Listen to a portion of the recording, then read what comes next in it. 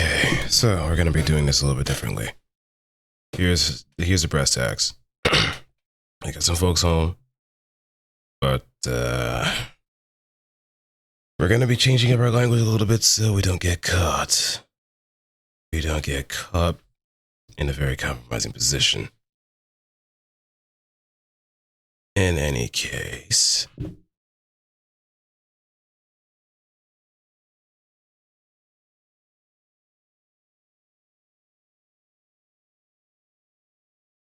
we might as well get started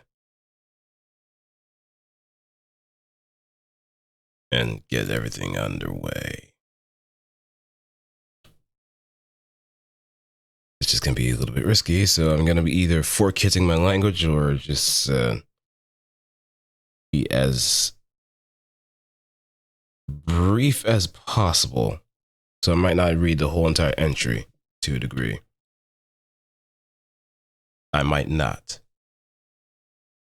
So this might be either rapid fire rankings or just full on 4Kids. 4Kids dubbing at its finest. And I'm also trying to minimize the loudness of my voice so it doesn't attract any kind of attention. I have the door closed, so I might be already putting myself in a very neat pocket of a position. But what can you do? I don't know if she has the week off or anything else like that, so I can probably get away with a little bit of it here and there. Let me see if else I have any filters that are on. I can just adjust the position of the mic too, so that would be even better to kind of capture.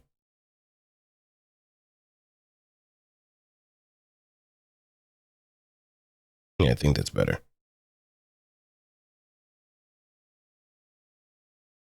Nope, no filters.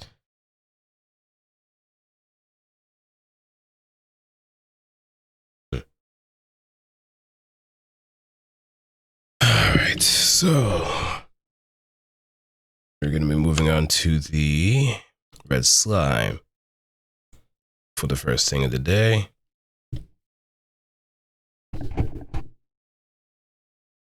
And let's begin.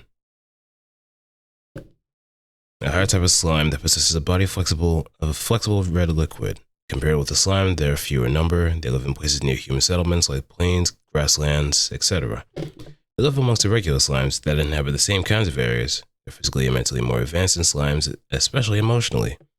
There's some that even exist that have emotions that are almost entirely human. Compared with slimes that mostly move based on instinct, they are a bit rational. They can easily convey their intentions. However, their diet is the same as the slimes, and they're actually a bit more fierce. Oh, a bit more aggressive. Toodaloo. When they find someone, they'll aggressively assault them. Even though they're a bit smart, it doesn't change the fact that they're slimes whose bodies and minds have been melted by pleasure. However, they are more emotionally developed than slimes. They become fond of and target specific people. Depending on the individual, they become stubborn or become shy, and they let their prey go most of the time.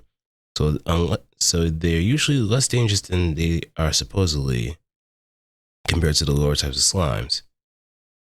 As far as reproduction is concerned, it's the same as a slime. They use the extra stored nutrients to divide, producing more individuals. Compared to slimes, there's more distinct parent-child relationship. That is, they are aware of it, but to them, it's normal and acceptable for a father, mother, and daughter to have threesomes. So in the end, what they do is no different from what ordinary slimes do. Hey, well, this is just already simple enough.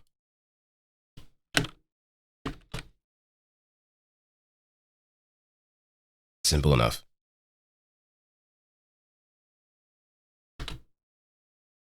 Very, very simple enough. Yeah, just a very intelligent slime next door to the dark slime. All right, next up is the red cap. I think this might be safe to show. However, They are goblins, but at the same time, I don't want to risk it either. Like, when it came to the goblins and hobgoblins, that I could kind of pass it by, but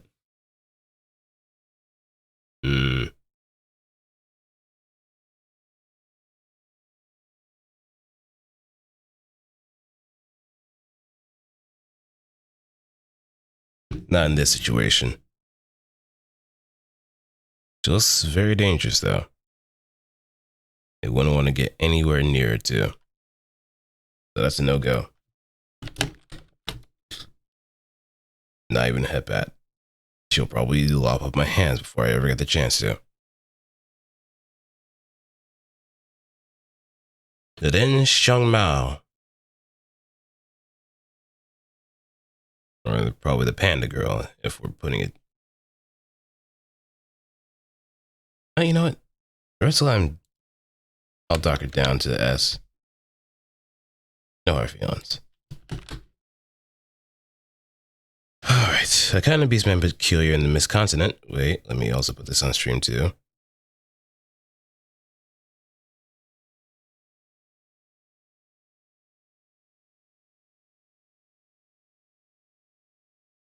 Alright. Distinguished by having a black and white fur, they have a large body but gentle disposition and a sociable personality, and they take kindly to people. So naturally, they have a mysterious charm that many people are fond of. This especially applies to men. Just looking at their adorable but at the same time sexy appearance and mannerisms is tantalizing enough to cause agony. Agony? They have a rare feeding habit of mainly consuming bamboo leaves and sometimes even walk around holding bamboo while munching on the leaves. I mean, they eat shoots and leaves. All day long, mind you. Perhaps the reason they excel at handling pole-shaped things, and there are even individuals who can perform martial arts using a bow staff. Oh, already liking this. They're extremely curious and enjoy any kind of fun game or interesting thing. But they especially like playing with men. As for playing with men, of course, they love playing with the men themselves. I don't know why they put "with" in quotations, but forget it.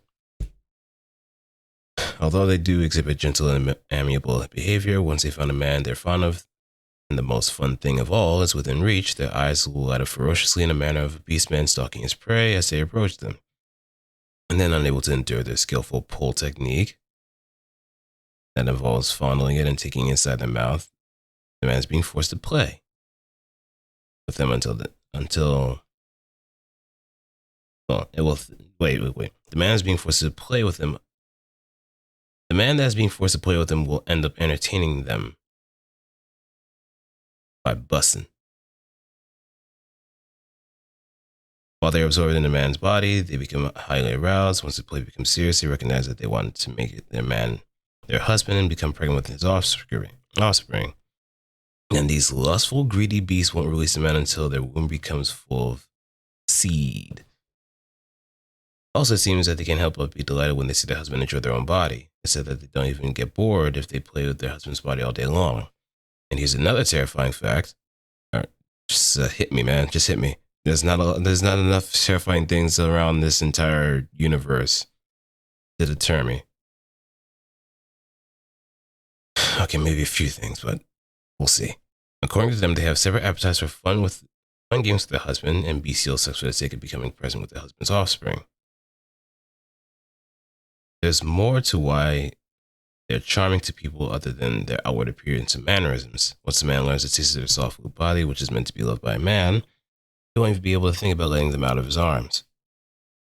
Since they have a charm that attracts people, the dark realm states and monster-friendly states of the Mistcontinent often dispatch them as diplomats when establishing friendly ties with states that view monsters as suspicious.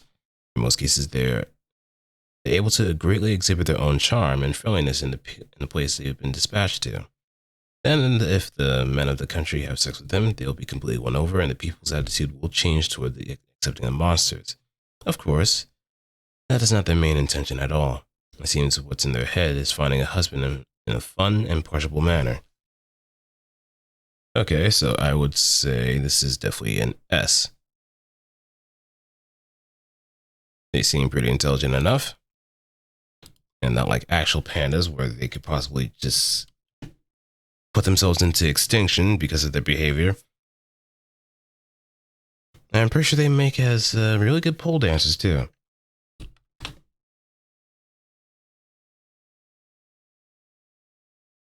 And they have a bit of a breeding fetish too. So there's that.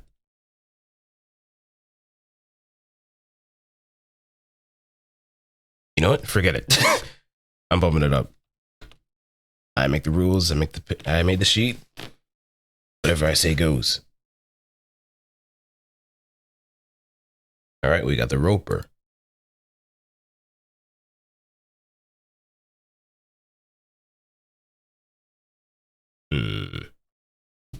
Strange monsters that have a human upper body and a gelatinous lower body like that of a slime, in which the long tentacles grow. It has been suspected that they've been a variety of plant monster, but the truth is uncertain.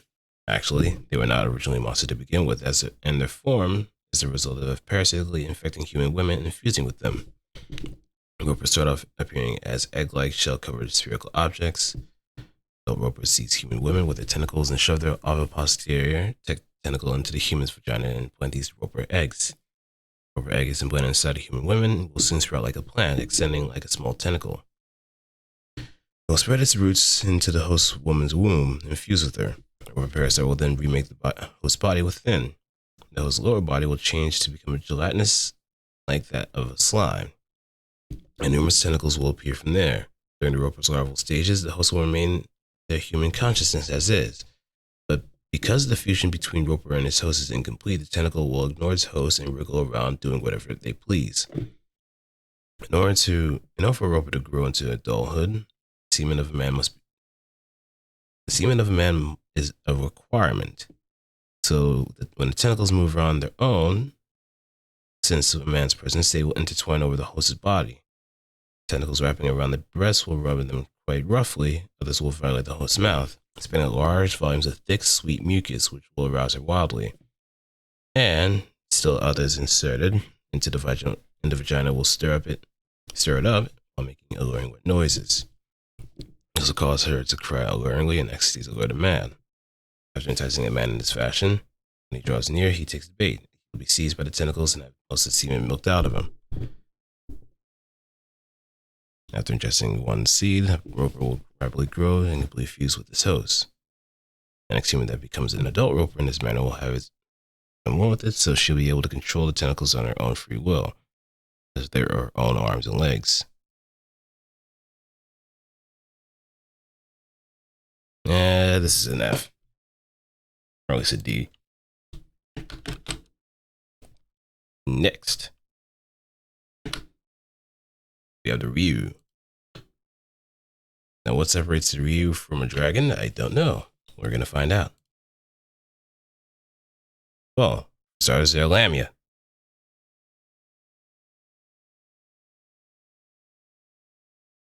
A kind of a dragon that inhabits the Sapanga region. They're distinguished by having a long lower body of that of a Lamia. They wave their bodies to swim freely through water, and despite the lack of wings, they dance elegantly through the skies. One of the highest level monsters, they possess a power so awesome it can control the weather. Ooh. Their beautiful forms and elegant figures are awe-inspiring to those who behold them. Among some humans, they are regarded as sacred beings, worshipped as water gods too. They possess a gentle disposition and are full of benevolence, so they aren't monsters that aggressively attack humans. However, it is said that they pretty much have no problem whatsoever finding men because the humans who worship them provide men as offerings. And besides, there are many men who personally decide to become a god's husband. In private, with their husbands, the ordinarily imposing, dignified figure as a god is nowhere to be found. Instead, they reveal a side of themselves as sweet and devoted, befitting of a monster of Zapanga. However, the amount of desire they have for their husbands and the amount of essence needed to maintain their immense power makes ordinary monsters pale in comparison. After being sought out by such charming beings, their husbands are unable to resist, and the amount of time they spend coupling makes the amount of time ordinary monsters spend coupling also pale in comparison. They'll end up contributing a great deal more essence, an amount far beyond what a man would offer an ordinary monster. From time to time, they perform a ritual of rain calling, when requested by humans. However, in order for them to control the weather, they need a vast amount of dark energy, especially in instances where they need to control the weather for several days in a row. They have to constantly replenish their supply of dark energy and its source, essence. So man is absolutely necessary. In other words, in order for one to bring blessed rain for 3 days and nights, the husbands also have to have sex with them constantly for 3 days and nights, continuously pouring in essence. They must be continuously filled with essence of a man dear to them. Somewhere under their rear, there is also one scale out of them, going backwards, called a reverse scale. It's said that one should never ever touch it. If a man should touch the scale, the reader will be overwhelmed with a rush of pleasure so intense that it'll cause him to lose all sense of rationality and self-control. So they have a nitro button, so to speak. Interesting.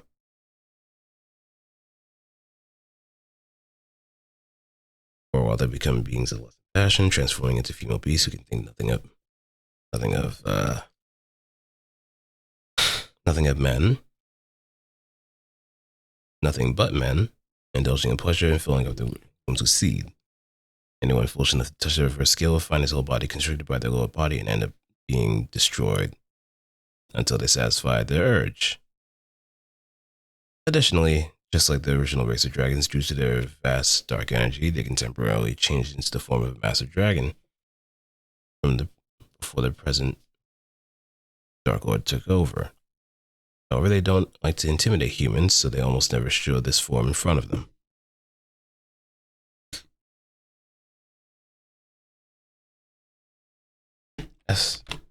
Yes. Dangerous and dignified. Sounds like a winning combination right there. Oh, I almost forgot to show the full body too. Yep. Here's Ryu in all their glory. And that Ryu is now gone.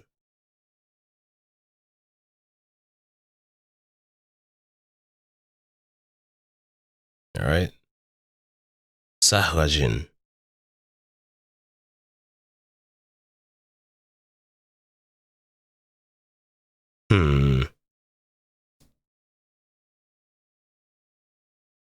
I might be able to write this one off.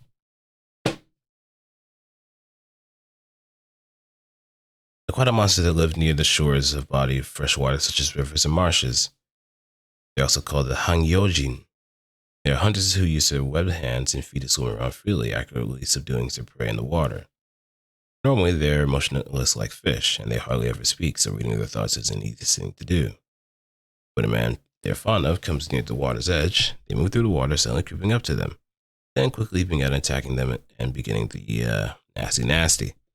Contrary to the weak impression they give off, then of course they give is passionate and intense.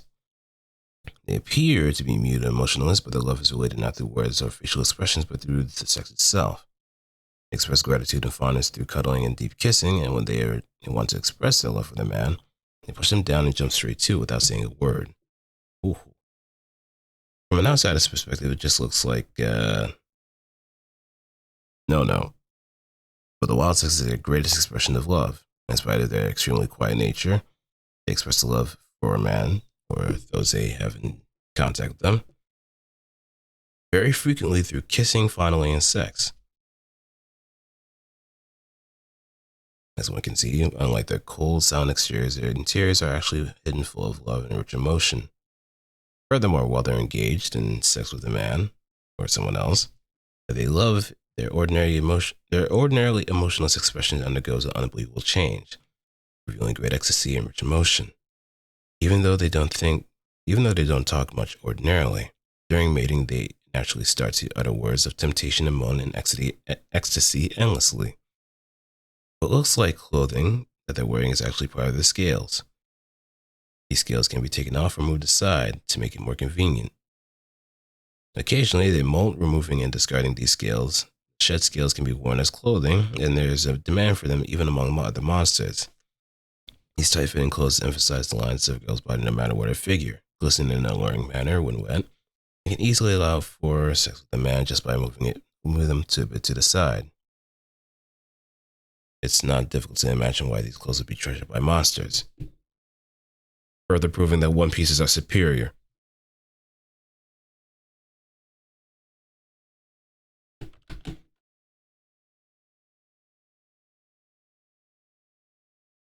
You know what? Let me reconsider.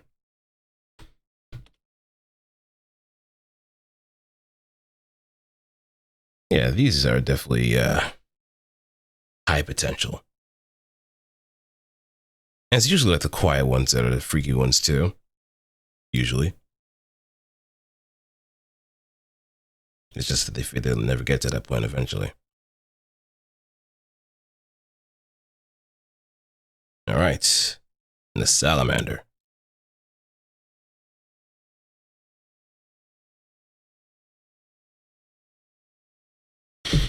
A very universal lizard man with the red scales that appear of burning.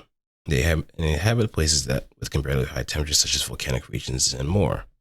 They have a frank, hot-blooded personality, and they're genuine warriors that seek out battles that burn as hotly as the flames. They travel in search of humans that are worthy opponents. They have similar traits to lizard men, but they don't attack humans. So in the case that human man is a warrior just like them, they will ignite their fighting spirit, and they will challenge the man to a bout. When the fight begins, their battle lust swells, and their tails light up flame, blazing with intensity corresponding to their arousal. When they get into the battle they're having with the man, the longer it drags on, and the more tension there is, the more rapidly their arousal swells with the intensity of the tail flame is strengthening. In most cases, if the battle ends, the arousal subsides along with that. The flames of the tail die down in intensity, but regardless of whether or not they won the fight, if they're considered that fight to be their best fight ever, then the arousal won't subside no matter how much time passes. Instead, the flames on their tail will also keep burning bigger and more violently the whole time, like a Charmander or Charizard.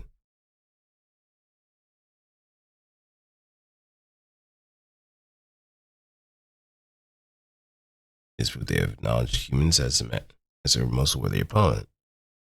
After finding a worthy opponent as a warrior, then they feel joy that can't be topped, and experience arousal like they never felt before.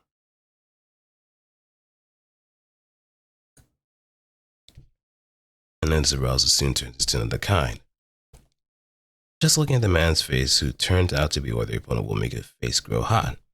And at the same time, they'll feel a new kind of violent throbbing in their chest, something completely different from battle, unlike anything they've ever felt until then.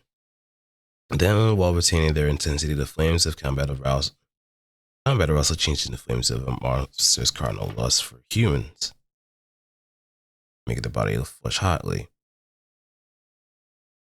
Driven by these emerging feelings of yearning for a man and urge, they will shout and declare their love for the man on the spot.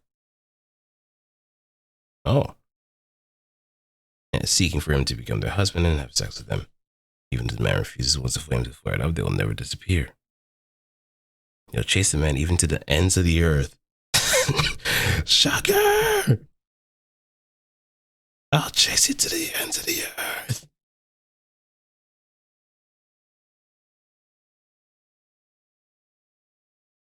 Wait.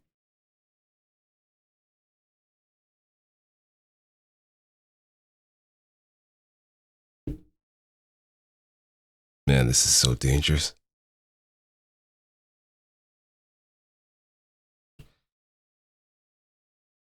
The more the man runs from them, the more violent the flames will blaze, and eventually they'll grow so huge and hot that not even they themselves can control them. Once it happens, they'll be unable to stand the arousal, the desire of the burning body, and the desire that's burning their body. Let the monster female urge that blazes hotly take over, and they'll try to push the man over and forcibly have sex with him. Just seeing the husband, no matter how much time passes, the flames of love never disappear. They continue to convey hot words of love to their husband, and even before they think, their hands will be reaching for the husband. If they're pleased by the husband's words, they'll spontaneously embrace him firmly, and if they see the husband's beloved face, they'll become able to unbear it.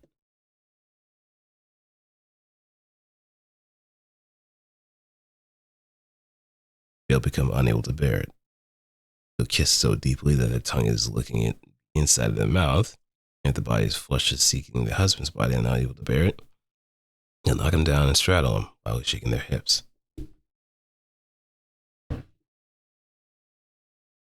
This is such a dangerous decision, man.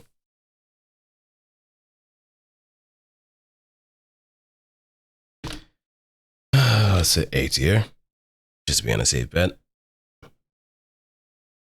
They can be quite berserkers too, so you got to be careful around salamanders.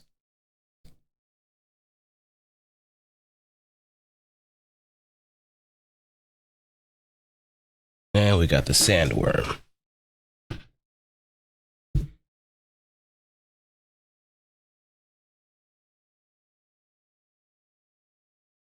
It almost reminds me of the ones from Tremors, just from the outward body of it.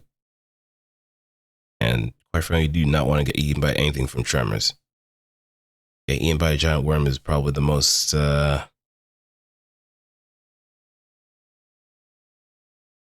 terrifying thing imaginable, considering the mandibles and their inner teeth too. There's like thousands of them. So yeah, enormous worms that inhabit the desert region. At first glance, they seem to have the appearance of a monster from the age of the former Dark Lords. Inside their mouths, there's a part that looks like a tongue or bait in the form of a beautiful woman. But the woman part is actually the main body.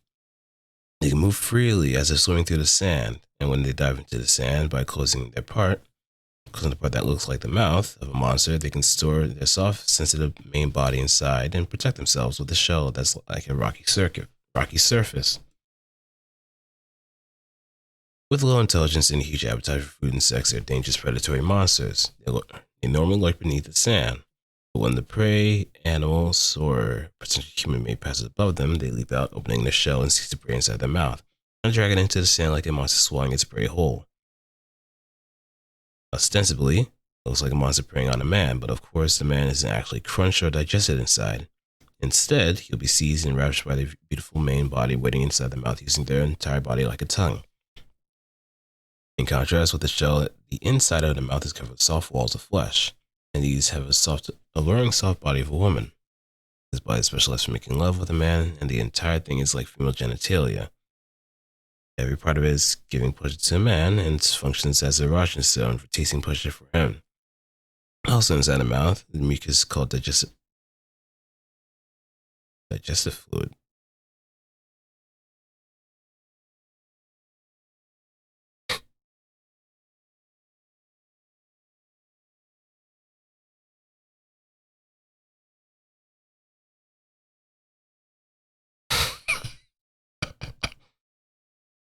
It doesn't cause harm to the human body.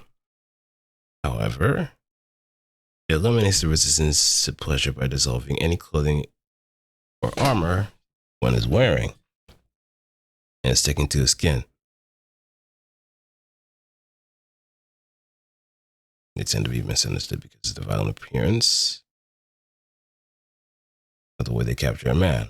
Yeah, that could be very horrifying to just be gobbled up by a worm in the desert with screams of help echoing out and no one's there to help you.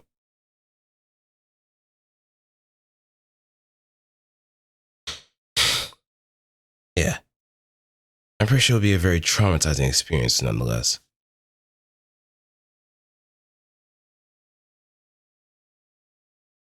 But their disposition is not ferocious at all. In contrast with the violent method of capture, they generally and thoroughly pleasure a captured man is still licking and tasting every inch of their body, having alluring, sticky intercourse.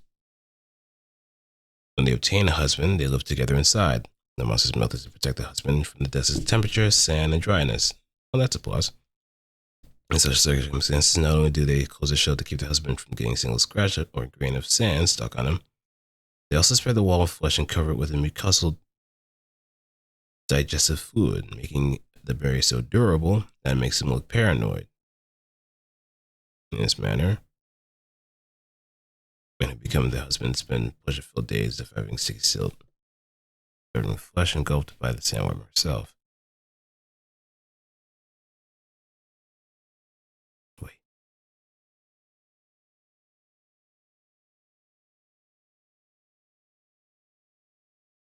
That's it sounds to be.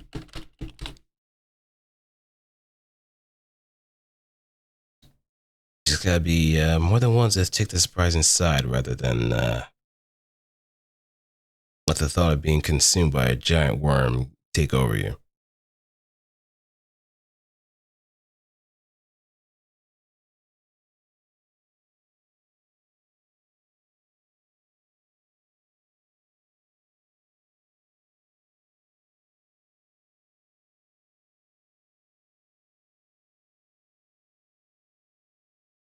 I think I can actually break my limiter soon. I might be leaving the house.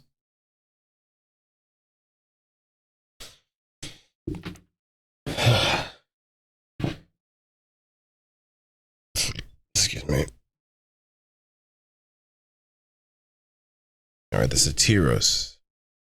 Let me put this up on stream since it's, I think it's roughly safe.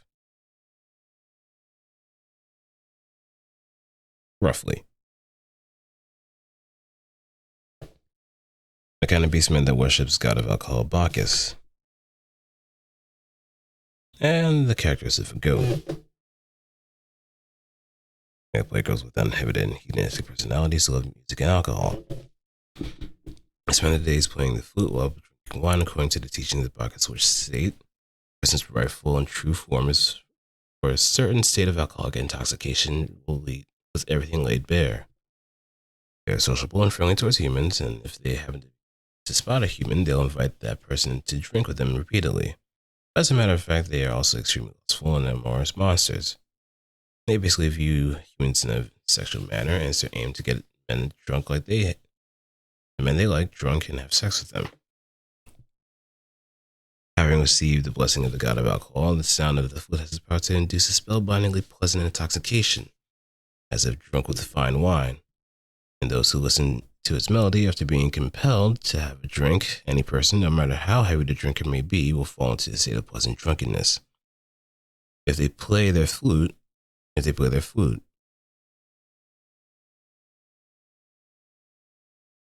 being seductresses skilled in the art of conversation, they will smoothly whisper sweet words with a kiss and the fragrance. With a kiss. With a kiss with the fragrance and taste of wine, a man will be charmed, his heart will be intoxicated by them, and he will be seduced into having sex with them.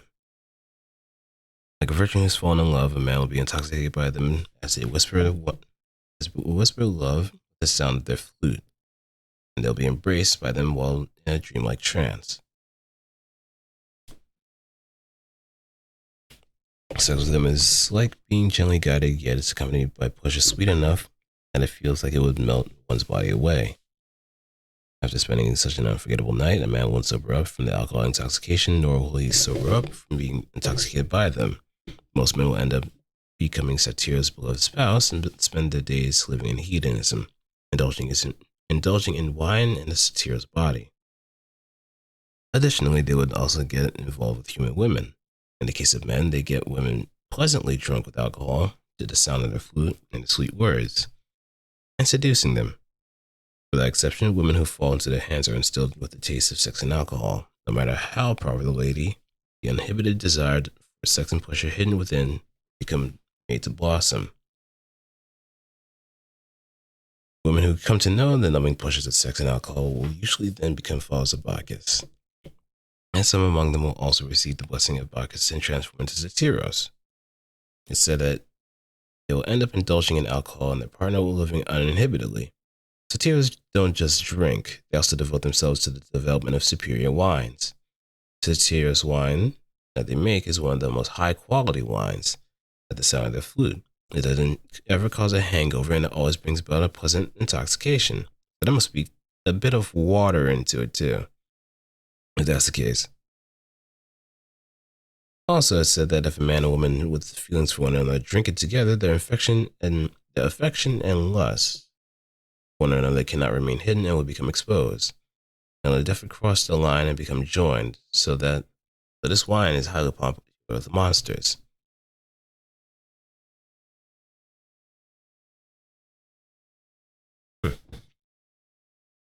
I'd say this is S. Is S rank for sure. Hold on, let me check something real quick. And let me also put my avatar up too. I forgot. Like I'm paying attention. Eyes of a hawk, ears of whatever beast. Making sure that I don't get blindsided.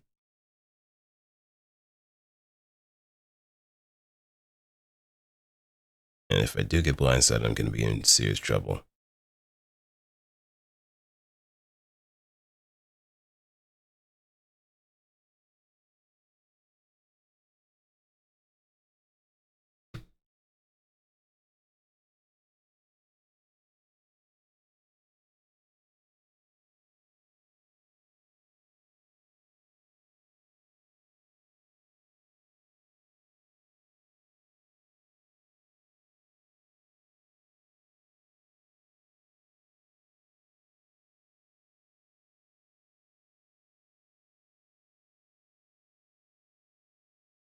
All right, give me a moment.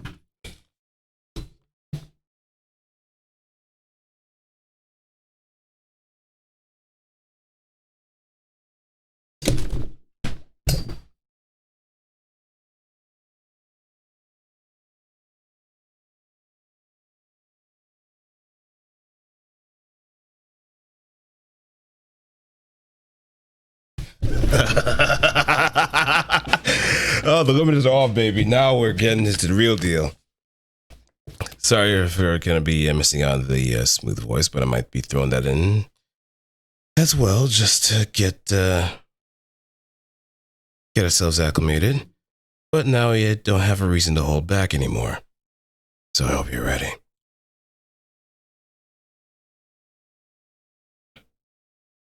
Cecilia. The type of monster that lives in the ocean and has a lower body resembling octopus tentacles. Many individuals have personalities that are strong-willed and a little bit ferocious. They attack ships traveling at sea, stealing food and men. They possess the ability to hide in tiny crevices, which one wouldn't think that they would be able to fit into. While they have a strong side, they also have a cowardly nature as well. Because of this, when danger approaches, they hide in those kind of crevices. Also, they've been known to use such crevices as hiding places from which to launch sudden tentacle attacks on men who happen to be passing by, so be wary. In spite of the bold disposition they possess, they're insecure and starving for affection. They love men so much that they feel uneasy unless they're clinging to a man. They're hardest at ease when they feel the happiest when joined closely with a man, so they always have their wet tentacles crawling over a man's body as if to beg for affection. After being pleasured all over his body by them, a man will regain his liveliness, and then Cecilia will resume sex again to join her body more deeply with that of a man. With that of the man. When they find a man who strikes their fancy, they manipulate the 8 tentacles to seize him and force intercourse for the purpose of bearing offspring. They love sticking their bodies all over men's bodies, and in order to bring their bodies as close together as possible, they also coil their tentacles around the man's body, sucking him with powerful suction cups and not letting go. Even after intercourse is finished, they don't necessarily separate from their men, and so that it is uncommon for them to spend a day joined together like this. They share the same environment with a monster called Carbitis.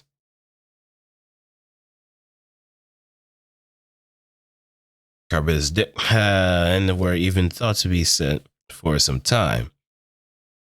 While the ships are stopped by with the whirling tides generated by Carbitis, they take men away from the ships and also go after the men that spat out by the Carbitis. Charybdis. There we go. Besides hanging out around the Charybdis nesting holes, they prefer looking in small spaces, so they often go into the Charybdis nesting holes to seek shelter. For that reason, the Scylla are extremely friendly towards Charybdis. However, the Charybdis resent them for stealing the men they go after and for sneaking into their nesting holes when they have the right in the middle of having sex with their husbands.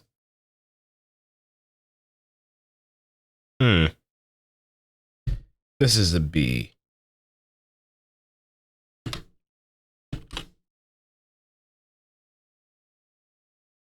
Next up is the Sea Bishop, which looks like a mermaid. I can show it on stream too. Yay.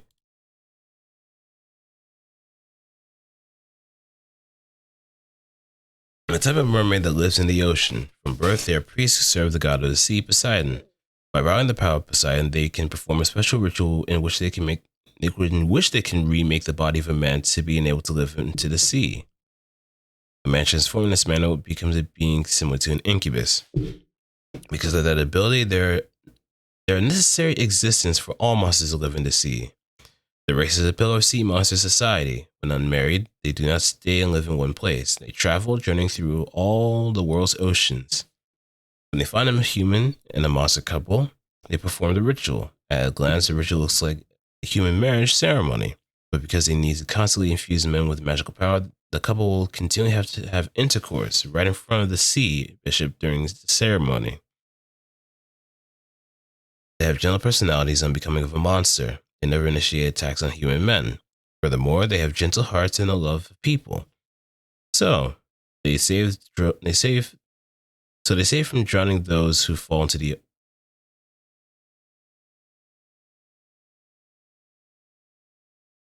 Let me reword that. So they save those from drowning when they fall in the ocean when they can. If they were too late and a man was about to die from drowning, they will likely try to quickly perform the ritual and remake the body in order to save them.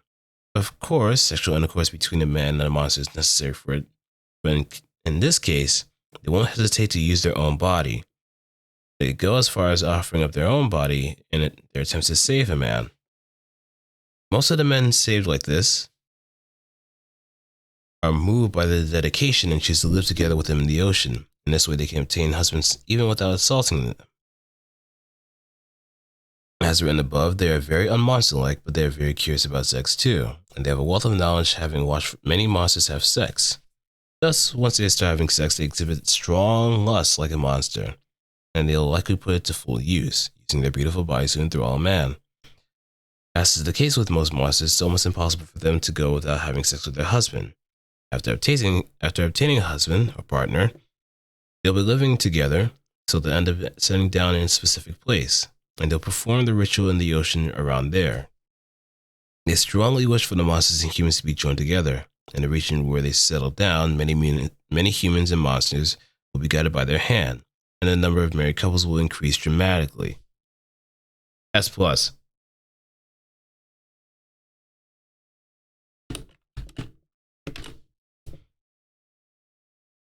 Alright, we're going to switch over.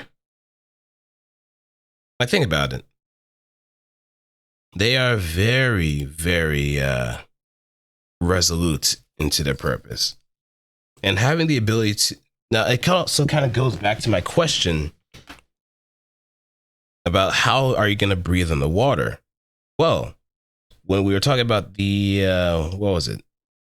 Mind Flayer or something else? The mermaids, Meros...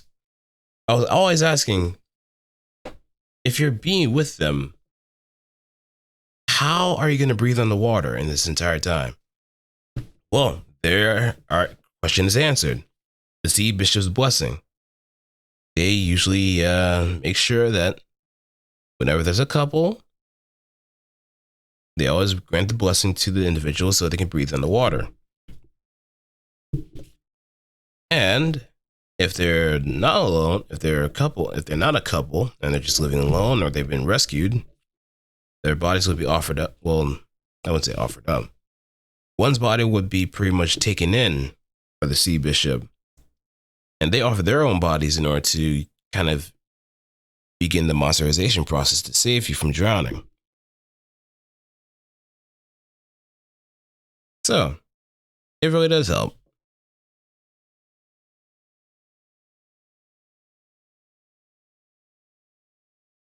All right, next up is the sea slime.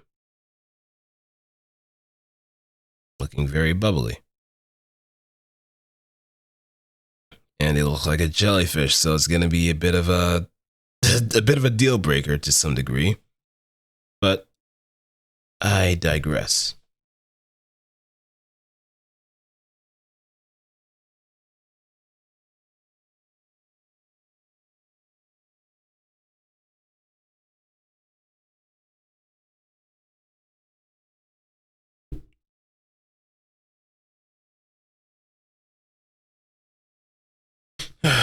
A variety of slime adapted to the life of the sea. Although it's classified as semi-liquid type, like other slimes, its form is mixed and cannot be changed freely, perhaps so that its body won't be washed away. It is also able to use a skirt-like bell for swimming, but it prefers to drift about underwater, letting the current carry it. But it do wash ashore on rare occasions. A sea slime is more likely to be encountered when she becomes tangled by a human fishernet man's nets.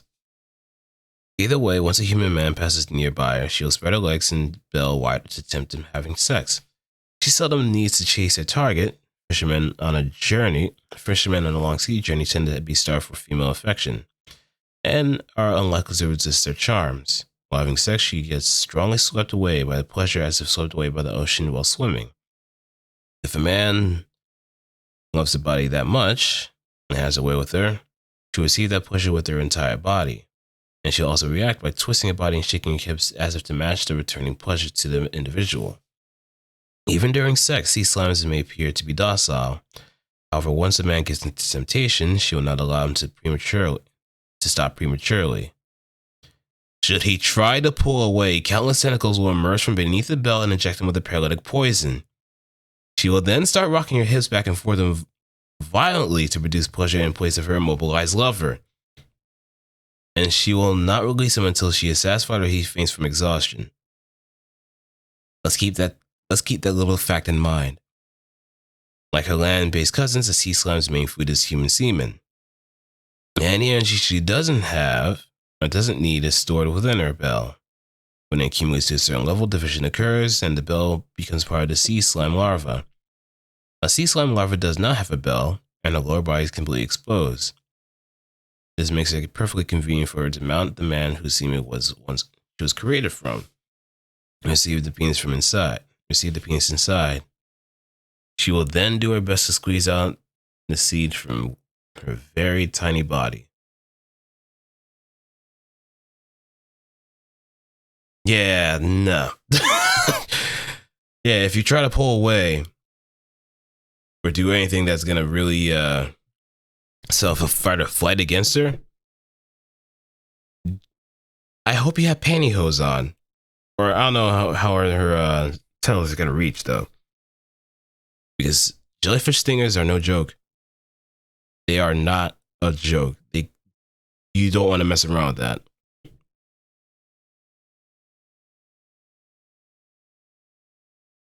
Not one bit.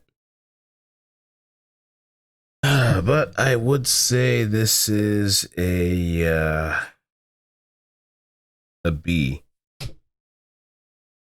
That makes two slimes that I put at like B or C that I put below A tier. I do not like the idea of just getting stung and paralyzed from the waist down or whatever the effect of the toxin is. And just get smashed. So if you are taking the lead, you have a much better chance. But if you're trying to run away, or it's not your deal, and if you're trying to run away, even though she's trying to tempt you, and she stings you, you're in for a bad time. Because that's just how it is. All right, Selkie. Looks like she's wearing a costume rather than her actual body.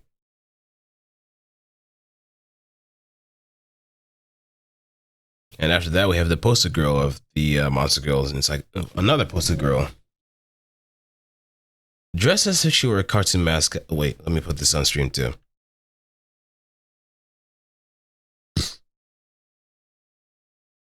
All right. Dressed as if she were a cartoon mascot, these seal mermaids wrap their bodies in magical furs. Living off of fish and wild animals, the species of mermaids is as active on land as they are below the waves, actively enjoying the hunt.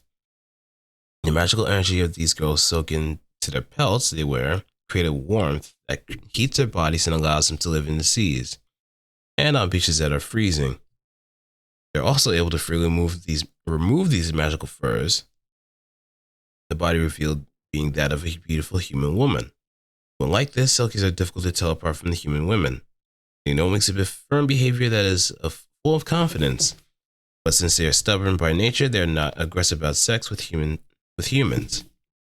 This is due to the warmth provided when wrapped in their furs. However, because of this, if a Selkie needs to take off their furs, they become apprehensive and begin to feel lonely. The chill around them enters their bodies and minds. Eventually, due to the overwhelming chill, they become unable to maintain their confidence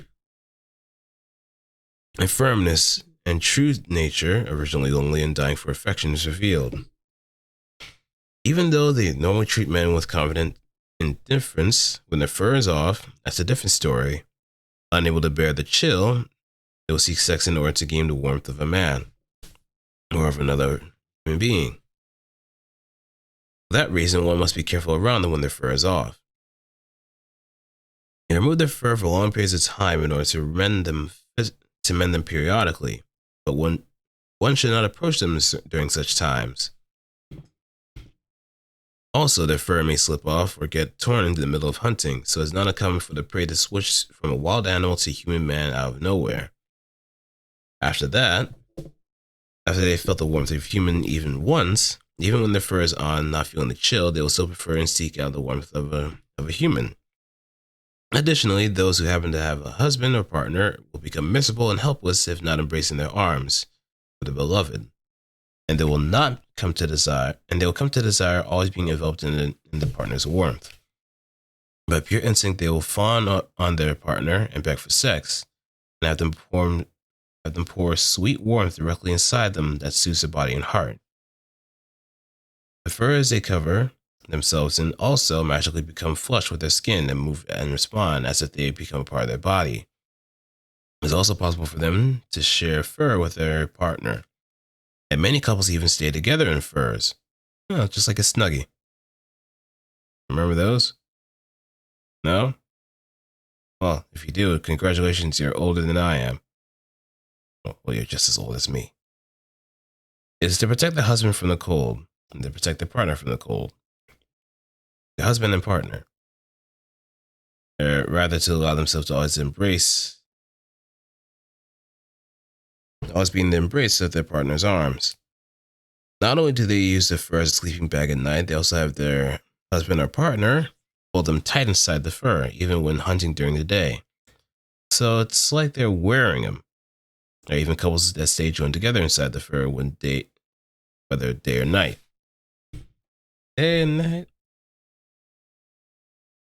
I forgot the rest of the lyrics, but I could probably practice that sooner or later.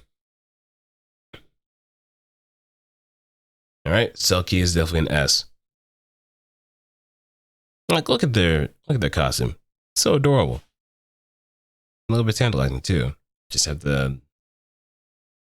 these hands just kind of cover up.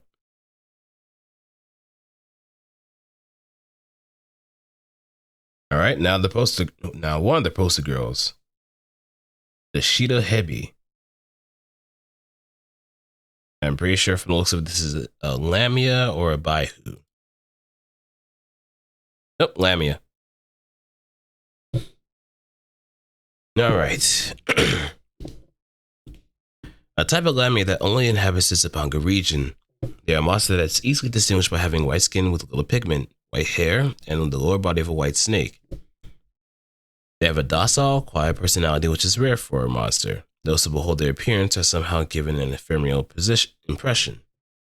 They are shrine maidens, air quotes, who serve monsters known as Ryu, who are worshipped as gods of water by some humans. They also have powerful water magic within themselves. They are often the targets of faith along with Ryu. As is typical As is typical with monsters of the Tapanka region, when a human man strikes a fancy, they fall completely in love, becoming so devoted as to offer up their very body and soul. Due to this nature, they never attempt to forcibly impose themselves on men. However, they never give up on a man once they've fallen in love either. No matter where the man runs to, they'll chase him to the ends of the earth. Again, she'll continue to shower him with love and devotion until he does desire to become joined with her. In most cases, they are so persistent that a man can never escape. Eventually, he'll surely become charmed by the love and dark energy that he's continually showered with. He'll end up having sex with her and becoming a couple. Her appearance, which gives off an ephemeral feeling, as if swaying like water, gives the man the urge to spontaneously embrace her in her arms, and in his arms. And if the man draws her body near to him, in that manner, she'll smoothly and quietly wind her snake body around his body in a way that feels like quietly sinking into water. During sex, she receives all the man's heat and rage as if gently loving with her body and heart. And the man will experience pleasure along with comfort, becoming engrossed with her. They also have an extremely jealous side. They hate it when their husband comes in contact with another woman. If the husband is meeting in secret with a human woman or another monster, or cheating on them, they'll be consumed with jealousy. After bearing through that anger peacefully, they seek to pour the mass demonic energy into their husband. In contradiction to their watery nature, the mass of demonic energy born from their jealousy appears like raging flames. Once implanted in the man's body, the flames of jealousy ignite his body and soul from the inside, causing him to be overwhelmed with a maddening lust for her body.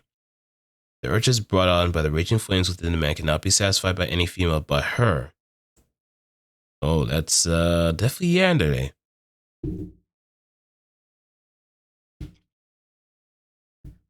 Only being wrapped in a snake body filled with the power of water magic and mating, they'll subside. During this time, they'll freely exhibit themselves in a manner true to their nature as of monsters, as so lascivious and entrancing that it would be unimaginable to those only familiar with their ordinary form. With a crushing weight of love and pleasure, she thoroughly instills her husband with the notion that she herself is the best female for him, and that he doesn't need any other woman but her. The sex on the occasion gives the man pleasure and ecstasy incomparable to anything other than he could ever experience normally, and makes him become dependent on her as a prisoner of her body. And even after that, the flames never completely disappear. They continue to smolder the man. They continue to smolder within the man. She is the water he must soak in, and he ends up being unable to calm down without having to have his whole body wrapped around hers, continuing to mate. So, remember, there's an overarching theme with Monster Girls, with the MGE in particular. Don't cheat. Unless you're on like certain monsters like the Bicoin, which are usually swingers, don't cheat. Do not cheat. It's a death sentence. And I wish that's a lesson that's instilled to everybody else too.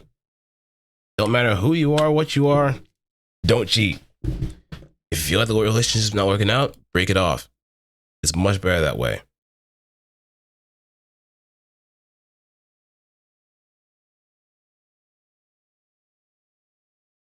All right, next up is the Shogoth.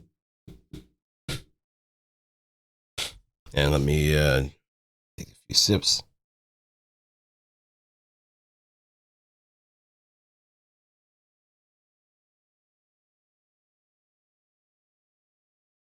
A slimy monster that has an amorphous body. Long ago, they were created by the monsters of chaos as a race of servants. But it is purported that they fled from their former mistresses upon gaining intelligence and emotions with the ascension of the current demon lord. They have submissive and quiet personalities, and they do not attack humans. Even as of the present, it's said that in the pursuit of a new master, they will appear before men who strike their fancy, or anyone who desires to employ them, and serve them devotedly. They can create any kind of organ by morphing the cells of their body. They can also prepare necessary tools within their own body too. So their body is more itself is more than enough to sufficiently take care of all the master's needs. Oh, this sounds like the what I have rated like this. Well, we'll get back to this one. They can also create any kind of. Wait, I read that. Wait. Yeah, they prioritize the living comfort of the masters above all else. And the way they quietly serve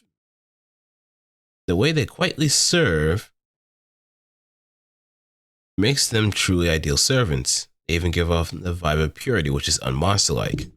In actuality, the whole amorphous body is an erogenous zone, and the organs they touch their master with are particularly concentrated with erotic sensations. When they wipe their master's body with a towel, and at the same time, it's also like caressing them using their own body. When they carry a spoonful of food to their master's lips, it's also like a sloppy, deep kiss. To them, service is the equivalent of sex. And serving their beloved man is more than just mentally satisfying. The more they serve, the greater the gratification from body pleasure. Despite enduring such pleasure, their work is not disrupted, and they will not continue to quietly and calmly serve their master, but a glimmer of ecstasy that is like madness can definitely be glimpsed within their eyes. As for their madness, they wish to live as if they were one with their master by constantly serving him up with their body. They mostly obey their master's commands, but if he should refuse their service, they would not have any of it.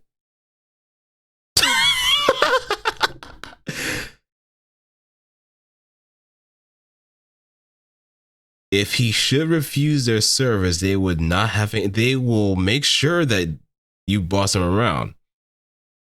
So much so they will become the boss of you, to boss them, when you're supposed to be. It's a bit of a weird back and forth, you know? They also do not like him for tease him. They also do not like for him to use any already existing items, and ultimately they will even get their master to use such things as a bed or chair made from their own body. A physical change would occur among those who continue to receive their service. There's not any apparent change in appearance, but for example, if cut with a sword, it will pass through their body without damaging them, as if they become a slime. Well, that's a nice little passive. While being served within the Shogoth's body at the place where one has been touched, it'll feel like one's body is melting together with Shogoth's body, resulting in an experience of pleasure similar to sexual pleasure. Once one has experienced this pleasure, they will start to continuously desire their service. The master themselves will probably be one to desire sex, which will involve melting together more deeply. When having sex with them, it is like one another's genitalia melt together.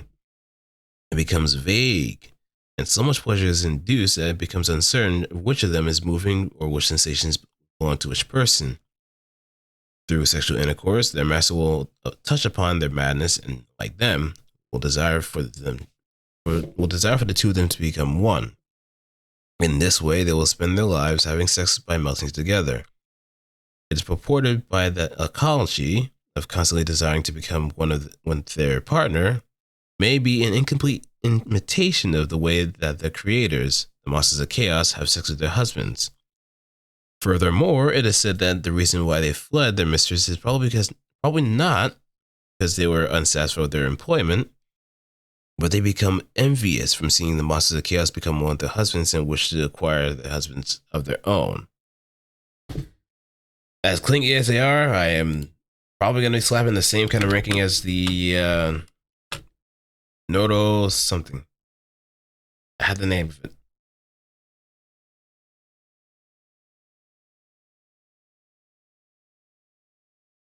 The Nureo Nago. They're roughly the same thing, just a little bit on the unhinged side. But shit, so much flexibility, so much versatility. What more can you ask for? Seriously, what more can you ask for? Like, look, they can practically create anything from their own body. Anything, should you desire it. Like I said before, like I think at the very beginning of this whole project, shapeshifters have a lot of versatility. Or anything that has the ability to attach or use like option equipment very easily. And I'm talking about innately too.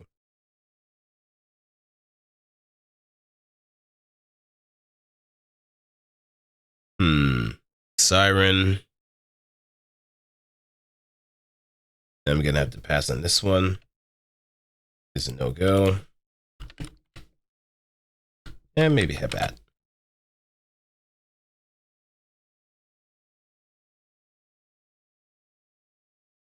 Next is the skeleton.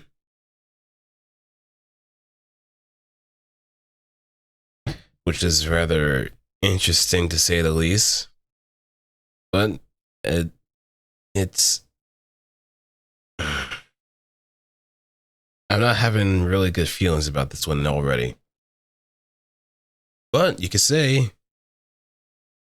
You can say, welcome to the bone zone. If that's the case. Jeez, it just doesn't feel right.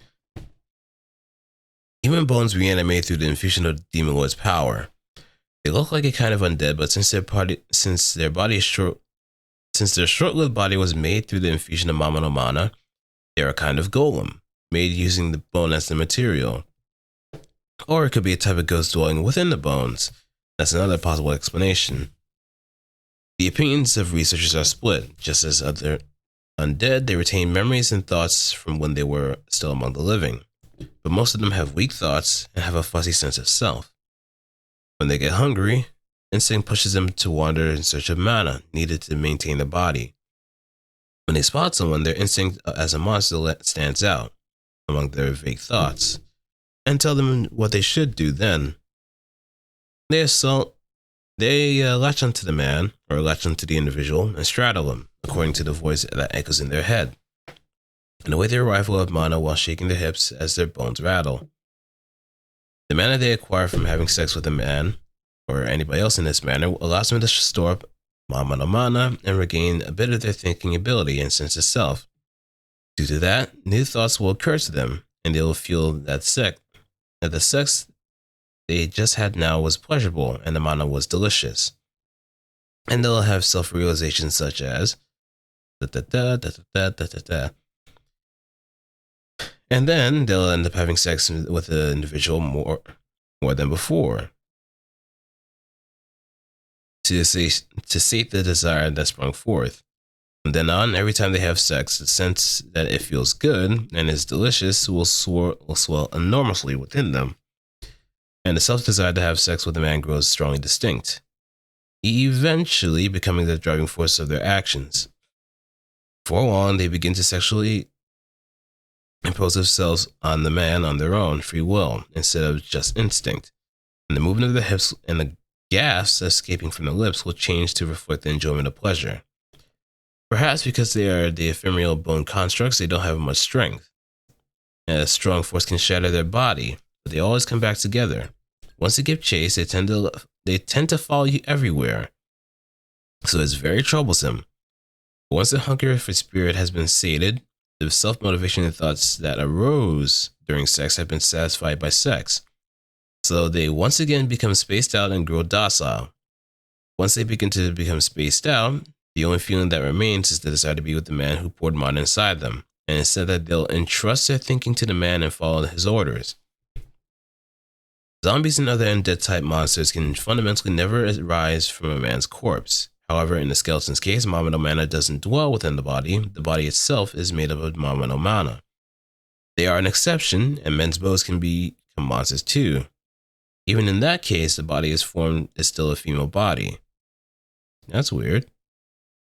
Thoughts and memories that live as men remain, but they mostly become twisted in ways such as the following.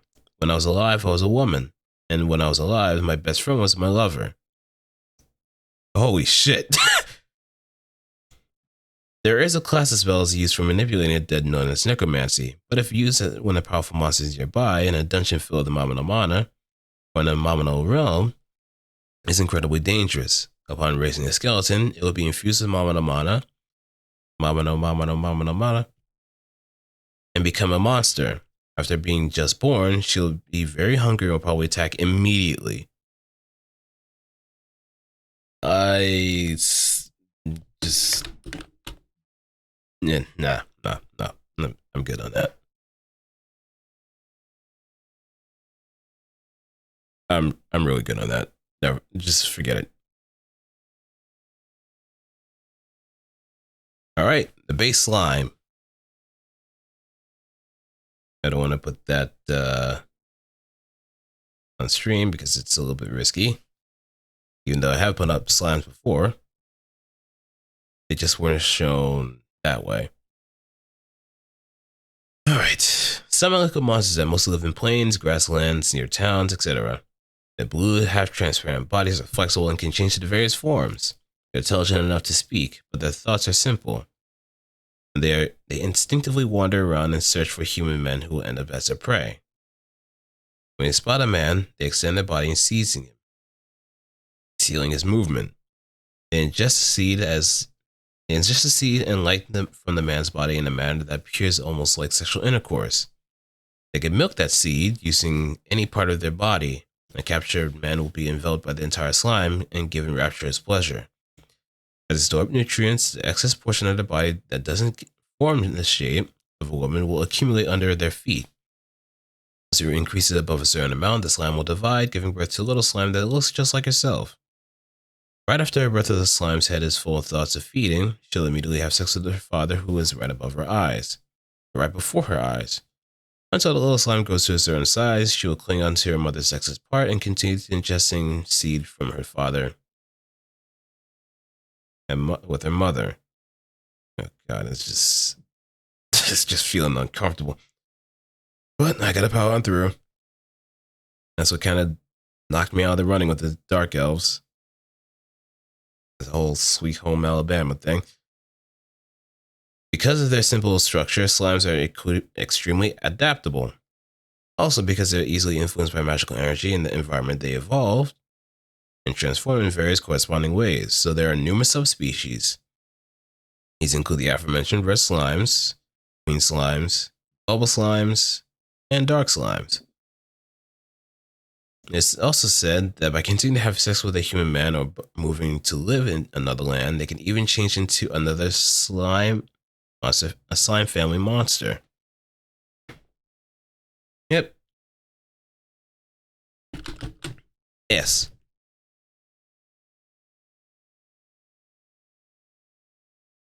All right, now we have the sylph, which looks like a fairy. I'm pretty sure it is a fairy, so I might have to be on the no-go territory.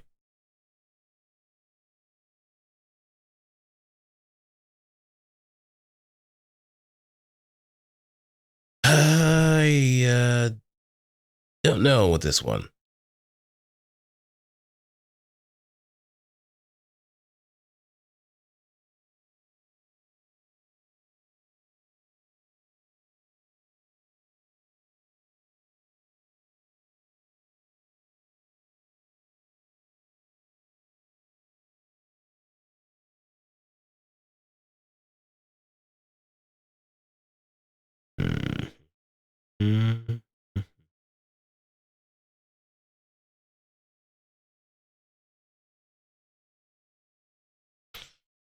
I'm gonna have to skip on this one. Oh, I'm skipping ahead too. That's the other thing.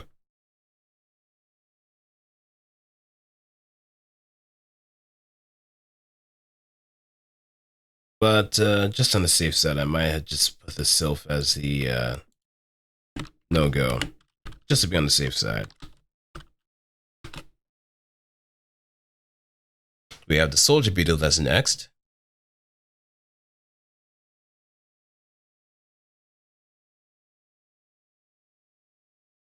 And I think it's slightly safe to put on stream too.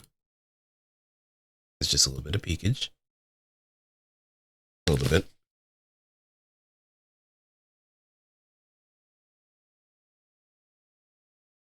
Bug-type monsters covered in a sturdy exoskeleton that is like armor, impenetrable by both swords and arrows. They are the heavy cavalry from birth, possessing organs of modified exoskeletons that are like weapons, shields, and horns, as well as their massive lower body. In combat, they appear as perfectly trained soldiers, never faltering or falling into disarray. They're taciturn and poor at expressing emotion. On top of that, it's difficult to read emotion from their peculiar insect-like eyes. The race's horns, weapons, and shields come from a variety of forms. They're classified into different varieties such as scissor beetles. And like the individual in the illustration, they have 2 horns and a scissor-like weapon, lancer beetles that have a single horn, and spear-like weapons, and shield beetles that don't have horns but have a very sturdy great shield. They prefer sweet things, and they swagger through the forest with a heavy-looking body, lured by the sweet fragrance of their favorite treats, tree sap, and the essence of human men. Also, there are wings inside the carapace on their back, and they can fly. They can even fly if it's a short distance. When they find a human man after being lured by the scent of essence, they'll attack for the sake of producing offspring. But before they copulate using their vagina, they will stick their face in a man's crotch toward the source of the sweet fragrance of essence, and crawl their tongue along his lower region and attempt to lick up whatever essence is there. By doing this, they first learn the taste of essence of a man who is willing to be their partner, who will be their partner before going straight into breeding. They said that once they have recognized a man or someone else as their partner in this manner, they'll always follow along and wait nearby, behaving as if they were a soldier escorting them. From this manner in which they fight, they appear inexpressive without the slightest hint of emotion, so they tend to be mistaken as heartless warriors. However, once they get married, it becomes apparent that they certainly have a heart. They have a heart despite the lack of expression. They really like the taste of essence when they drink it through their mouth, and so they often want to drink it. It is said that sometimes they even suddenly move their face toward their partner's lower region and beg for fluids, which is like the sweetest nectar to them. Somehow there's a spark in their eyes that shows that how enthralled they are and delirious. And when they are not able to drink essence, they puff out their cheeks in a display of They puff out their cheeks and display an expression of dissatisfaction, even if it's only slight. So they cop an attitude. They just cop an attitude like a little. Wow. When copulating with their husband, they seize him and hold him in place, with their forelegs growing from the area near the border between the human body and the lower body. If he tries to get away, they shake with repugnance and show a show of selfish side that would be impossible coming from an emotional soldier. And when essence is poured inside their womb, the spark of ecstasy can be definitely seen deep within their moist eyes. When they find a feeding site or a human, if they bump into another individual of the same race, it is that the case of these two soldiers will have a duel. It is custom for deciding priority when it comes to food and men, and in fact raises the skill level of their race as a whole. But in the case of a duel fought over a man, the outcome doesn't determine who will claim the man, instead merely determining the order in which they will copulate. Ultimately, after copulating with one, a man will end up having to copulate the other. For that reason, should a man try to escape while they're dueling, they'll cancel the duel on the spot and change the target to the man, swarming him like bugs going after the oozing tree sap. So no matter what you do, you're pretty much fucked. You can't run away if they're in the middle of dueling. You probably have like high sneak stats, and they'll probably sense the vibrations of the air. And once you move in a certain way or make any noise, or try to avoid making noise, you're gonna get caught.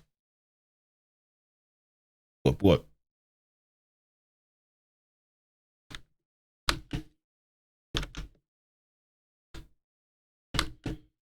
So Soldier Beetle is an A.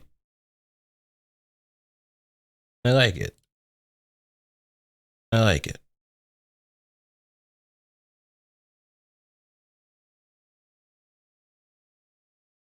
A lot. Alright, next is a Sphinx.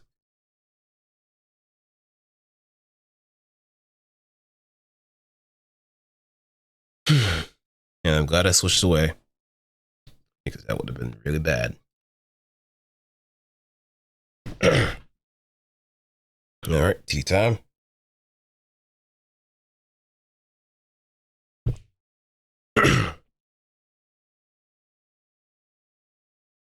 And I remember seeing like a video of some girl just making quote unquote tea and seeing the reaction of like her boyfriend from England or UK. And the dude had every right to throw that glass on the on the floor. There's no way people make tea. I'm pretty sure there has to be some bumfuck way to really make tea.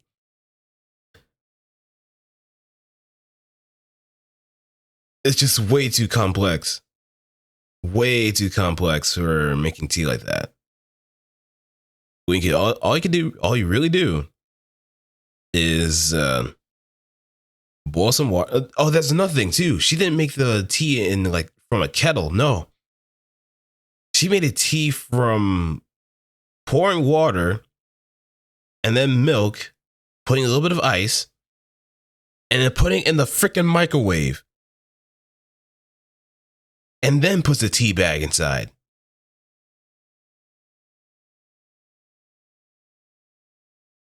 And expect someone, any reasonable person, to consume that willingly. You gotta be joking. It's like, that was insulting to me. I drink tea a lot. And the best way to do it is just simple. Warm up the tea, heat up the tea, heat up the water in a kettle. Have the tea bag ready. Just pour the hot water inside and let the tea bag filter out so you get the flavor. And then you can add stuff like milk and whatever in order to kind of spice it up. Making tea in a freaking microwave oven is a sin. So I do hope that you actually reconsider your life after that. Just saying. A type of word cat that inhabits, well, a Sphinx. It's a type of word cat that inhabits a desert region. On top of having superior physical abilities like other cat types, it also possesses great intelligence and magical power. They are charged with the task of protecting the ruins where the pharaohs sleep. In contrast with Anubis, who guard the interior of the ruins, they guard the exterior of the ruins and put curses on those who approach it. When they spot a human man approaching the ruins, they cast powerful curse at him. The curse is put into place depending on the results of their questioning. If a man answers incorrectly or finds himself unable to answer, he gets afflicted with a peculiar curse. So it's that riddle. It's a riddle.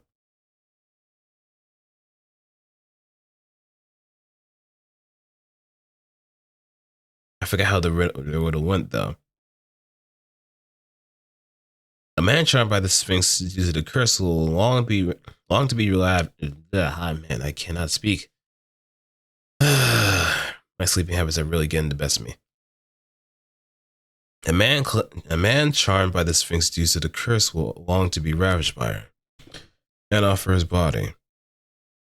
You'll end up falling for the Sphinx's temptation to have sex with her. On the contrary, if a man were to answer correctly, the curse would be reflected back at the Sphinx herself. But in this case, the Sphinx herself will be charmed by the man and go into a rut, which would likely result in her attacking the man and forcing intercourse in the same way that other monsters do.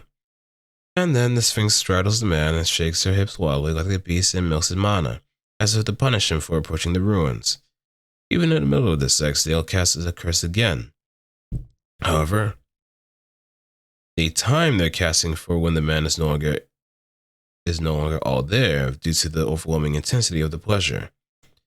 With all the pleasure going into his head, he won't be able to understand the question itself, much less answer it. And then, when he's afflicted with the curse, he'll be even more enthralled by the Sphinx. That's kind of grimy. That's actually kind of grimy. Really. So they just wait for you to just be absolutely exhausted, and then they pop the question again. You're in an endless loop at that point. Furthermore, besides using it to apply the curse as written above, they also use questioning for other things in daily lives.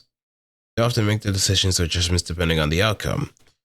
There is no compelling force as with the above written curse, but when negotiating or having a conversation with them, it would probably be to one's advantage if he were to answer correctly.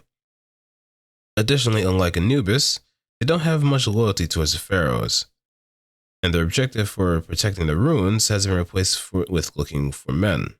In that case, that the travelers approaching the ruins are women, they pay them no heed even if they spot them, instead leaving the matter to the Anubis. After having ravished the man, they take a liking to him, and regardless of whether they are on duty or not, they'll take him back with them into the room inside the ruins, seclude themselves there and enjoy sex again. If they're trying to make a husband out of the man, they'll prioritize having sex with him from then on. With almost no concern for protecting the ruins, before they know it, they'll be back in the ruins with having sex with the man. In the case of a man answering her questions correctly and the Sphinx being charmed by him, not only will she then go on with the man to disappear somewhere, they said that she may even obey the man and loot the ruins with him. So answer correctly and you get your prize. This is A. A tier at best. Now we move on to the Succubus, the very popular monster girl. I think there's plenty of Succubi that inhabit this world.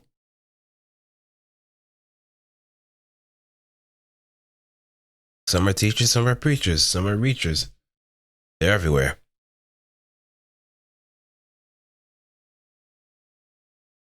And surprisingly, it's very safe to show on stream too. I was kind of expecting one to get their back blown out, but hey, I guess they have some sort of reverence towards them. A greater demon possessing extremely powerful abilities that live in the monster realms, they're called Succubi. They appear in various places in search of human men, even outside of monster realms. Some of them who also assume a human form and take up residence in human settlements. The majority of the monsters that have changed into this form of woman and begun feeding on human essence have done so due to the influence of the current monster lord. However, the Succubi are a race that have always had the form of women and fed on essence even ages ago. In order to meet the desire of a wide variety of types of men, they range from having full voluptuous bodies to having bodies that stay halfway. And ever. That's FBI. I can hear the sirens approaching your doors. I can hear them knocking at the door very aggressively. Despite the variations, all are beautifully lewd, arousing the desire of men. Just as their appearances vary greatly, so too their personalities. But every succubus has in common being extremely lustful and dedicated to the pursuit of pleasure. They have powerful magic, but nearly all of it is used to seducing men. Whenever they find a human man, they use charm spells, their gorgeous bodies, and various means to seduce them, and gain essence through sex. Every aspect of the succubus is designed to enable her to bewilder.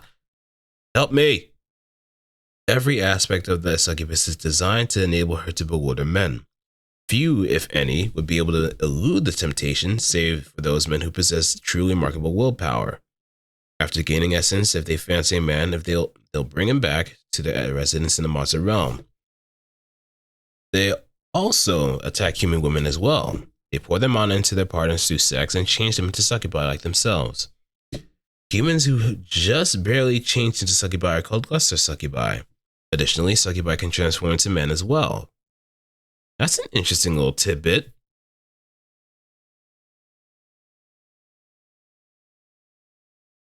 Through intercourse with a succubus, eventually a man will become full of mana. Such a man will have heightened sexual desire and produce high volumes of essence to offer to the succubus. They end up becoming beings that are extremely lustful toward the succubi, and once this happens, they are no longer normal humans, but beings known as incubi, whose lives are fueled by the mana gained through sex with a succubus. After becoming like this, one would be left with no choice other than to continue having intercourse with them for the rest of his days. Furthermore, the current monster lord who changed all monsters into having the form of a woman is a kind of succubus. That explains a lot. In the era of the former monster lords, the succubi were merely a medium-ranked race of demons. But thanks to the rise of the current monster lord, the rank of all the succubi has gone up greatly. When the current monster lord took over, the values of the monster changed, and having sex with humans became the most important thing. So techniques for seducing men and pleasing men, and the like, have mostly become more valued than raw fighting abilities.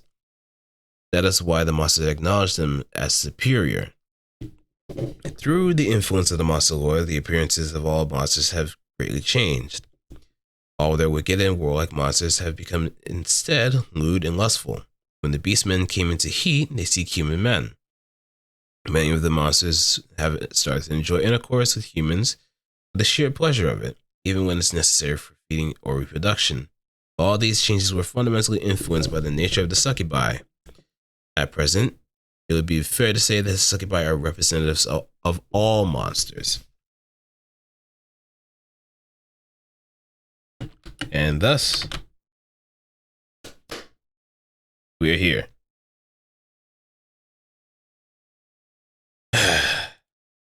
We are here.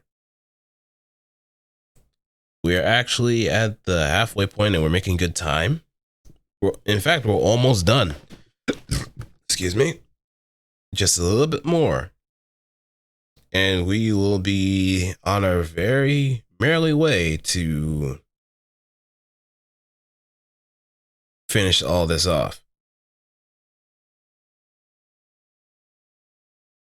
So, I guess on Thursday? Yeah, Thursday would be the last day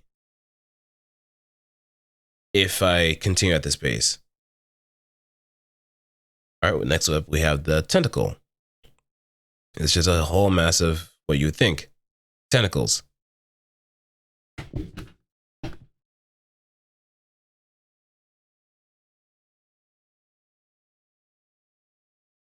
Just a whole mass. The plant-type monsters are endowed with a countless number of slippery tentacles. Originally, they weren't monsters, instead they were grotesque plants known as tentacle plants that grow in clusters in the monster realm.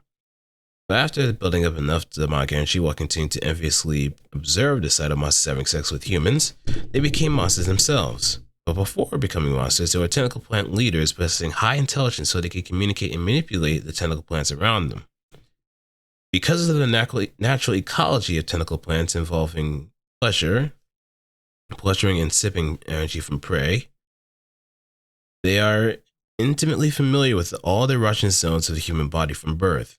Also, the bodily fluids, everything from tentacle slime to woman's saliva and love juice, function as an aphrodisiac that heightens the prey's sexual feelings and cause of excitement. Despite being organisms that specialize in providing pleasure like this and milking essence, they are warm, and they have surprisingly amiable disposition towards people. Perhaps because they were original plants that mainly attacked women and hardly ever touched men, the tentacle race itself is unaccustomed with men. When they spot a man that strikes their fancy, they hesitate to attack due to the bashfulness and bewilderment, and many of them can't bring themselves to act. Perhaps because their tentacles, ironically enough, even if they have no deliberate intention of doing so, the tentacle's touch will recoil around a man's body and seize it, stimulate his erogenous zones, and make his expression contort with pleasure. Kind of like the Yadanaika face. Oh, Yadanaika. I'm so surprised that Abe is still a thing. And considering like the context of it, it varies greatly depending on how it's used. But if you know, you know.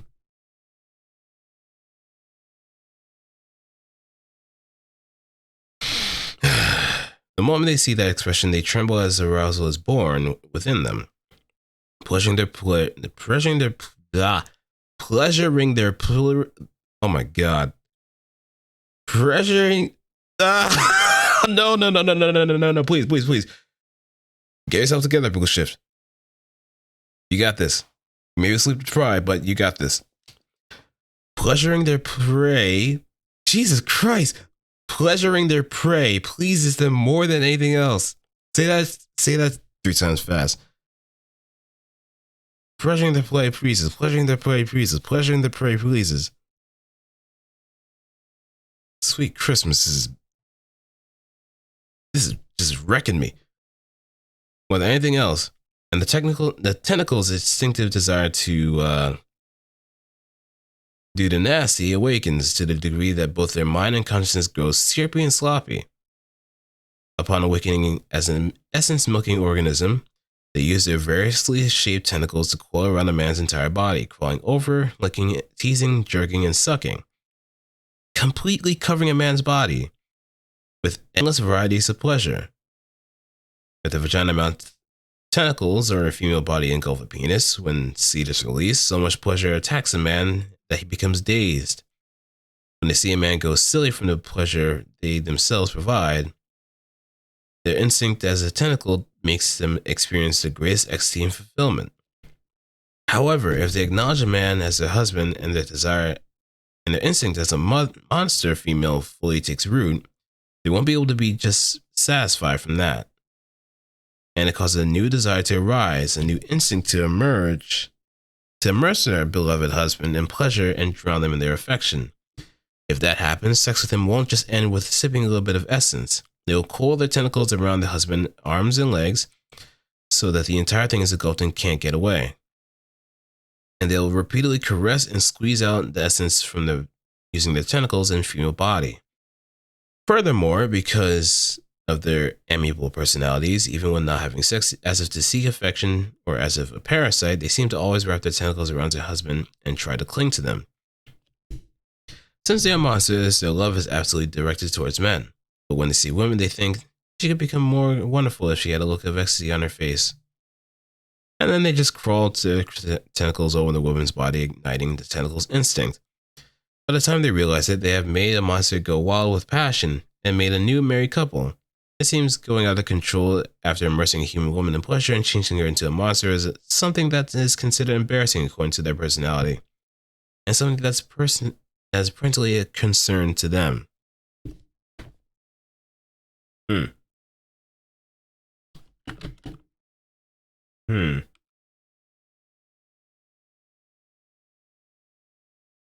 I would.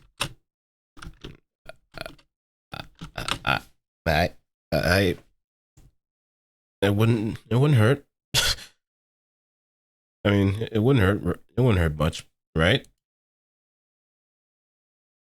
Just to kind of get that feeling one way or another. Would it? Maybe not. Maybe. Just contemplating that possibility. All right, next is the Thunderbird. Another poster girl. And I think it has the same kind of temperament as the Raiju too. Just by proxy. A type of harpy that carries a mighty power of lightning within. Yep, just like the Raiju. They have a ferocious and extreme disposition. They're supercharged. Most of them are the sort of hedonists that prefer violent sex. When they spot a human man, they will aggressively attack and try to force themselves onto him, simulating intercourse and pleasure. They have the power to generate magical lightning within their bodies and discharge it at its prey. The human body is not harmed by this lightning, but if struck, a powerfully intense, shocking pleasure rushes through the body. And the body is paralyzed by the magnitude of the pleasure, rendering a person unable to move. Also, during sex and kissing, electric current that flows in directly from them does more than just cause intense pleasure. During kissing, they can force a man's erection by running a current through his body during sex, and during sex, they can spur a forced ejaculation by running a current directly through his genitals, from the place where the two are joined. It is so intense that lightning inside is nothing in comparison. Most men perceived by them will be one-sidedly violated, helpless before their lightning and devilish body. However, the organism that generates the electricity within body has a major flaw. When their emotions swell too much because of arousal, joy, affection for a man, etc., they lose control of their own lightning, causing internal leakage, and they themselves get paralyzed by their own electrical current. The leak current is amplified and activated by the man's essence pouring inside. For that reason, once they enter a state of leakage, they'll go numb with pleasure just from the man's semen or saliva, which includes essence touching the skin.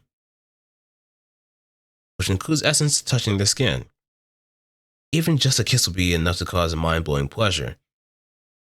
If they have essence poured directly into their body, then the current amplified by their essence poured inside will electrify the essence taken in, and they'll be attacked within by relentless pleasure and orgasms. Emotional buildup during the violation of a man and excessively strong pleasure often cause leakage, and they often end up being one-sidedly violated by the man in a complete reversal. And yet, according to them, stimulation is very much welcome, not just from attacking and violating, but also being attacked and violated. As for those who have attained a husband, the lightning within the body and pleasure generated by it rapidly grows stronger each time they receive essence from their husband. The increase in pleasure each time from sessions from repeated intercourse is far greater than that of couples of other races. Men who become their husbands will spend the most exciting days with them. Yep, just like the Raiju.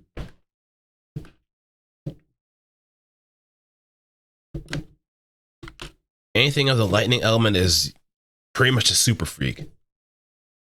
And electrostimulation is definitely their thing.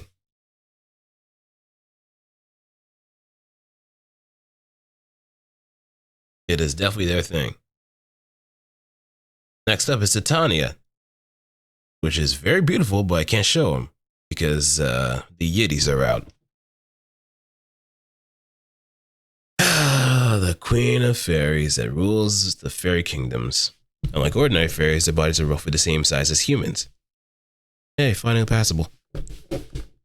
Their beauty is breathtaking, and they have a beautifully sparkling wings on their back. They have an amiable personality full of kindness, and aside from their assuming their duty of protecting and guiding the fairies, they also play with them.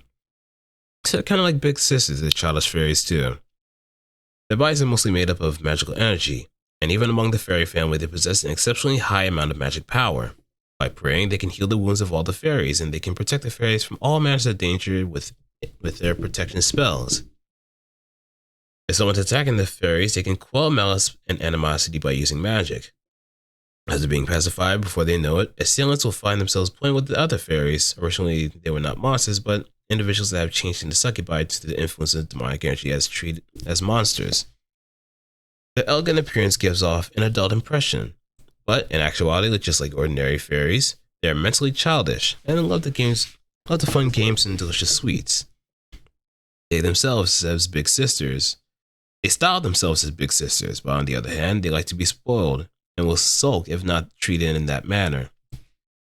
Due to their childish personalities, they are very curious about new ways of playing introduced by monsters, and if taught indecent games by a fairy turned monster or a pixie that slipped inside. They soon become engrossed in sexual pleasure, absorb demonic energy the way a flower absorbs water, and acquire succubus powers. And after transforming to lascivious being, they become powerful succubus while retaining their charms to the fairy queen, according to the charm of a child that openly and genuinely seeks pleasure. Acquiring the charm, I mean. After becoming monsters, they like to get themselves off, and they love to pleasure men as well. Originally, they would act in a queen-like manner towards humans, but individuals that become monsters will not behave like a queen when dealing with human men, or just humans in general. Instead, they'll reveal their true nature and behave as gentle and childish big sisters. When they take the lead during sex, they behave almost as if teaching a little kid a new game. The hearts of those affected by their queenly charms will be filled with a sense of ease, rendering them completely vulnerable and unable to resist the sweet, gentle pleasure they'll be given. When their hands gently stroke a swollen, angry lower region, as if they were patting the child on the head throwing a tantrum, It's as if they were patting the head on a child throwing a tantrum. When the vagina envelopes the lower region, along with the pleasure, a man will experience a comfort feeling of reassurance as if caught in a gentle but firm embrace. He'll then be led into orgasm after orgasm again and again, powerless to resist. What big cis energy can do to him, motherfucker. When the heat doesn't subside after all the ejaculations, they will then take it inside their body, as if comforting a child that bursts into tears. And if putting an exhausted, teary child to bed, they'll continue the obscene embrace until one passes out from being milked every last drop. If these fairy queens learn to play with their partners using the body, they will spread knowledge of the game throughout the entire fairy kingdom, in order to make it a very fun and enjoyable place. Even fairies that had not yet become monsters will develop an interest in human men, one after another, and become enthralled by the indecent game. They will actively invite humans to become their partners of the fairies, and invite monsters as well, other than fairies. And the fairy kingdom will transform into a monster realm where fairies can get off every day while indecently playing with others. The One-san energy is real from this one. And you bet your bottom dollar I'm slapping Esric on this one. You bet your bottom dollar.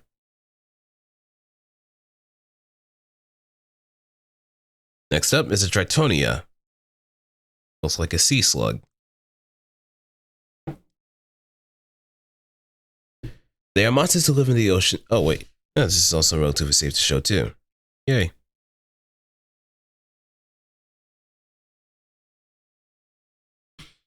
They are monsters who live in the ocean and originally possess shells. However, it is supposed that they had abandoned their shells through the process of evolution due to the necessity of showing off their bodies to males, or those they attract. Aside from crawling along the bottom of the ocean, they can wave part of their body that flutters to move through the water as if floating. Their bodies are so soft that when touched by another person, their hands will sink into it. Likewise, they are a docile race with a soft demeanor and temperament. Their bodies are adorned with fins. Depending on each individual and environment in which they live, there are many different beautiful colors and variety of patterns, which make them appear just like a lady wearing a dress. Those who behold the elegant figure of them swaying their fins will likely be charmed. The beauty of it enthralls not only men but women too, and even among humans, dresses that were patterned after their appearance are favored by noble women. The feel is growing from the head sense the presence of men and unconsciously guides them towards them. It is said that occasionally they even come up to the surface. However, they themselves are extremely gentle monsters, and even if they do encounter a man, they just act spaced out or approach him in a calm and friendly manner, and would never aggressively attack. On the other hand, the tentacles they have on their backs act autonomously from their will and thoughts, and upon sensing something moving behind them, they'll automatically seize the prey or attack an enemy. If it's a human that's behind them, they'll aggressively capture him due to monster's instincts, sometimes even coiling around his body and teasing him with pleasure to the point of ejaculation, according to what some say. They don't have any sensation in the tentacles on their back, but the feelers on their head are sensitive to men's mana. However, since they can only sense the location of a man extremely vaguely, they'll just continue to search for a man who isn't in their field of vision, regardless of the fact that they're actually carrying them on their back. So, they never know who they're looking for, but they always have them in their grasp. Like, absolutely clueless. It is often the case that they will finally realize the man is stuck in the tentacles on their back, only after a man has been squeezed out of him countless times with their tentacles. Thus, in this situation, if you encounter Tritonia, hiding oneself is dangerous. And it's probably safer never to go behind them and instead inform them of your presence from the front. Hey, that's a bit of an allegory too. Don't beat around the bush. If you like someone, be upfront. Go ahead. Lay your feelings bare. Well, not completely bare, but you get the idea.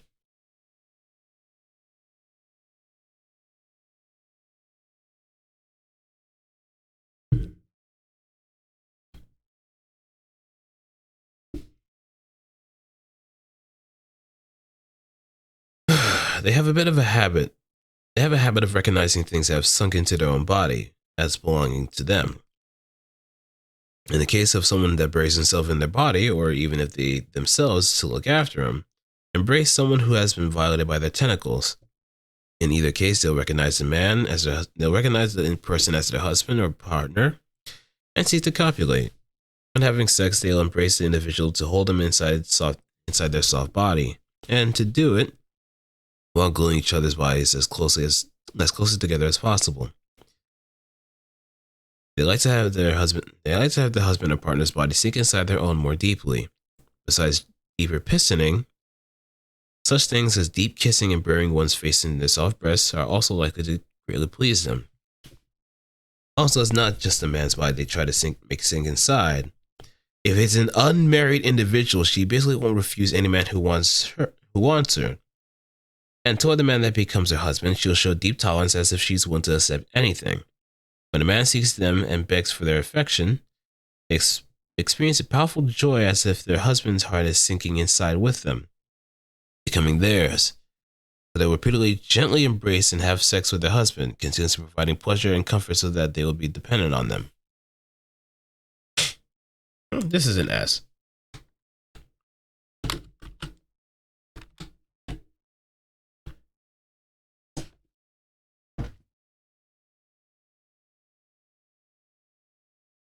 This is safely an S.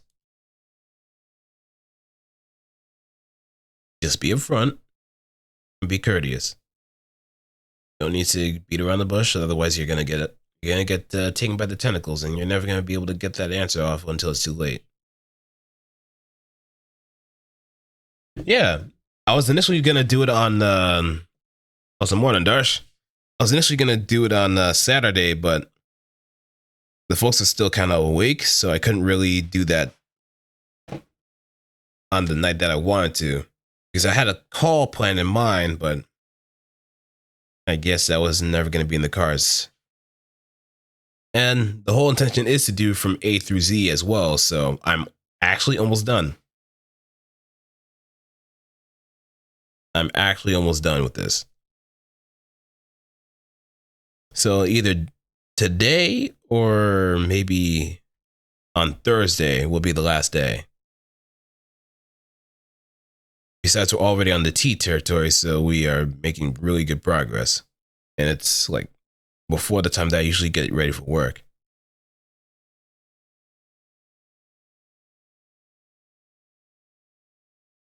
All right, the troll.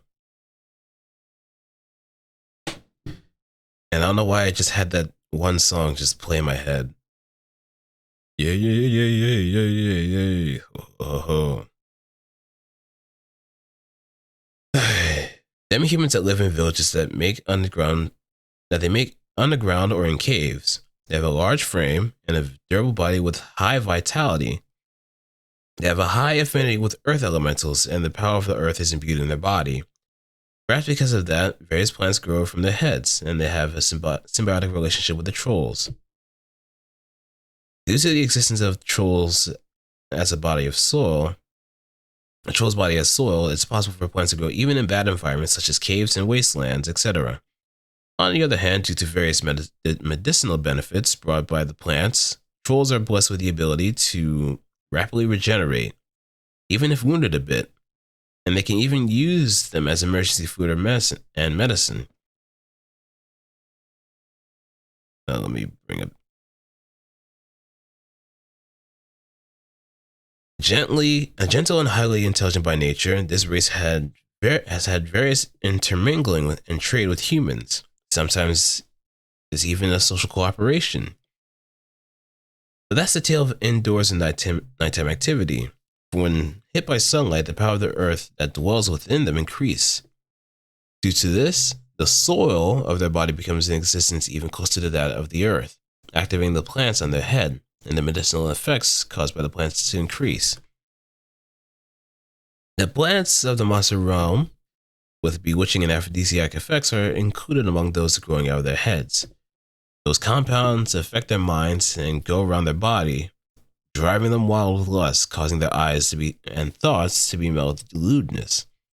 In spite of that fact, they seem spaced out as if sleepy after taking a sunbath. On the contrary, in spite of that, they seem spaced out as if sleepy after taking a sunbath. On the contrary, their physical abilities are increased. Driven by desire, they'll assault humans in an attempt to have sex with them. Because of this, they have this sort of ecology that they are often reported to be dim-witted, ferocious race by those who encounter them under sunlight.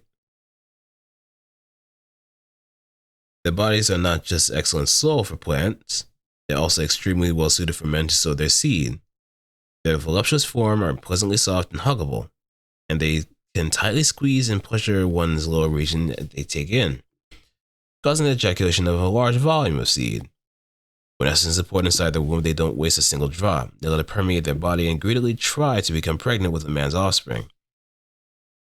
They have a custom of decorating their bodies with beautiful flowers because of an inferiority complex they harbor.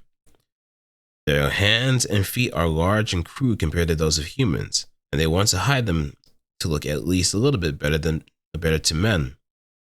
Also, they have extremely strong body odor, so another of the reasons is to cancel it out with the fragrance of flowers. However, the body odor is definitely not something unpleasant. If men nearby smell it, the powerful female odor makes them dizzy. That alone causes an erection. Furthermore, in the dawn of the future when monsters become able to give birth to incubi, it's expected that having a high affinity with the earth elementals, they will give birth to the greatest earth elementalists. So the faction of elementalists that are friendly towards monsters have approached them and have been actively deepening friendly ties as of the present. Among them, many men are falling for them and getting married to them. Those are some really big hands that can cradle the entire world. Like they already are cradling the entire world in their hands. They are the earth itself.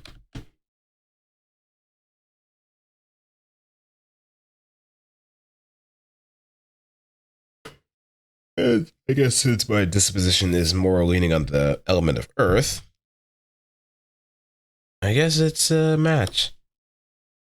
A best match, if you will.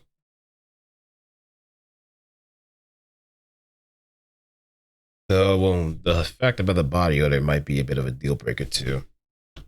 A slight deal breaker.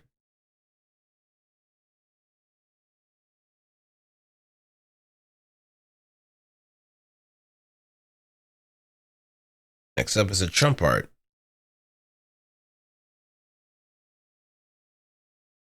This is an interesting one to say the least.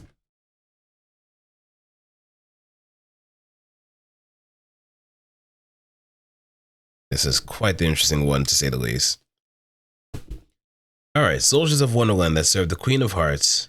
Those among the human women who wander into Wonderland are arbitrarily chosen as favorite playmates by the Queen according to their biased views, ended up being transformed into these monsters. They appear to slip out from the inside of giant cards floating in the air. They're actually able to freely come and go between another dimension that exists inside the cards, and they may appear from the walls with card patterns set up throughout Wonderland, or in response to the Queen's call, be summoned from the deck of cards that the Queen always carries. Alright, they receive orders from the Queen. Should you spot a man that strikes your fancy, be sure to seize, interrogate, and torture him. So when they spot a man that interests them, they will aggressively launch their assault and attempt to interrogate and torture his body. But interrogate means crawling their fingers and tongue over his body, and torture means to, force themselves upon their targets. Most of them have childish personalities, and they share a common willingness to enjoy the mysterious occurrences of Wonderland and sex with men. But due to their origin, they individually vary in terms of disposition and abilities. Depending on the inclinations, the Queen assigns each of them one of 4 symbols and grants them differing powers. Most spade soldiers will have active personalities and enjoy moving their bodies. They take men to various places around Wonderland, and, with their excessive energy, they enjoy having sex with men just as if they were enjoying exercise. Most of them simply excel as warriors with high physical abilities, and strength has been further enhanced by the Queen, so their average fighting abilities are the highest. Most club soldiers have introverted and quiet personalities, and they prefer to stay inside their cars and read books, paint pictures, or play chess. They lead slothful and indulgent lives, continuously having sex alone with men while hardly ever coming out of their cards. But they are occasionally scolded by the Queen and told to have sex outside too. Due to high concentration ability and their magical ability granted by the Queen, they can fire powerful magic even when secluded in their cards. Oh, there's a good match for you. The club. Diamond soldiers are mischievous and immensely curious about the men they capture. So they'll try teasing a man's body in every indecent manner they can think of. They prefer thrilling sex, such as changing a man into an animal.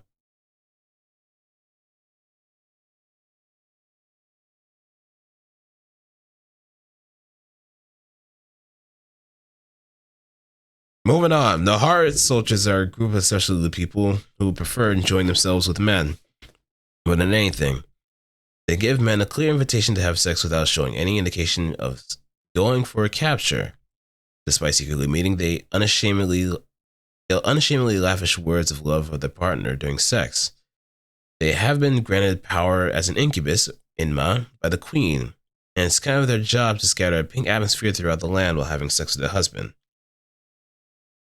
Their numbers are assigned through their strength, but since they are favored by the Queen of Hearts, who boasts the most magical power, even out of Mamano Lord's daughters, even the lowest numbers are powerful enough to easily rout a group of human soldiers, and the higher cards rival higher rank monsters who can give even heroes a hard time.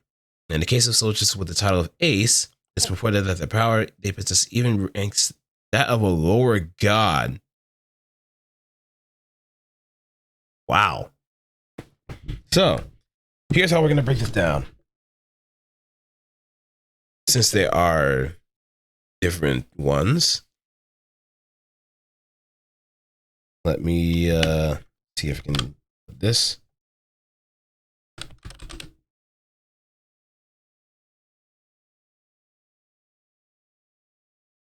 Spade.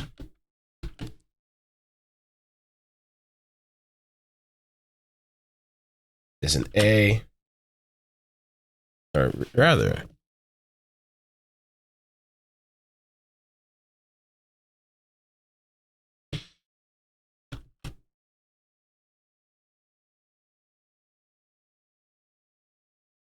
Spade's an S.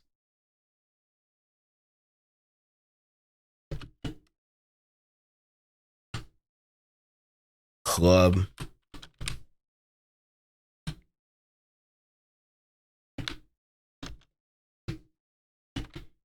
is S.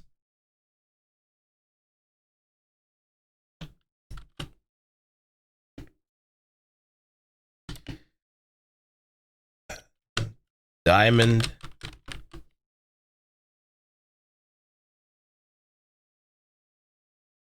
is a D. Because I'm not gonna get turned into a fucking animal. Hell no. No. Not that. No, maybe. No, nope. Nuh-uh. You gotta be fucking joking.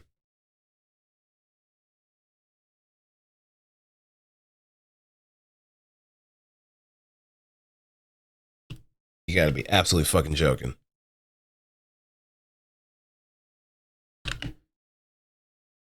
And we have the heart.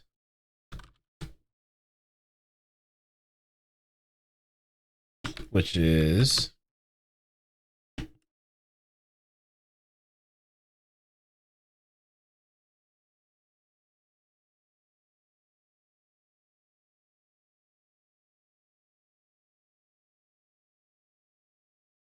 S. So, this is how it usually plays out now. Ranked each version instead.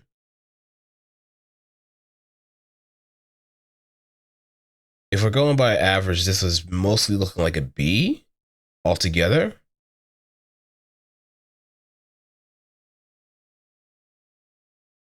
Because the diamond one is definitely the one that kind of kills it for me.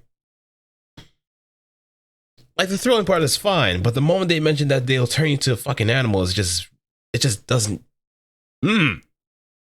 It doesn't sit right with me at all. No, it doesn't. Not one bit.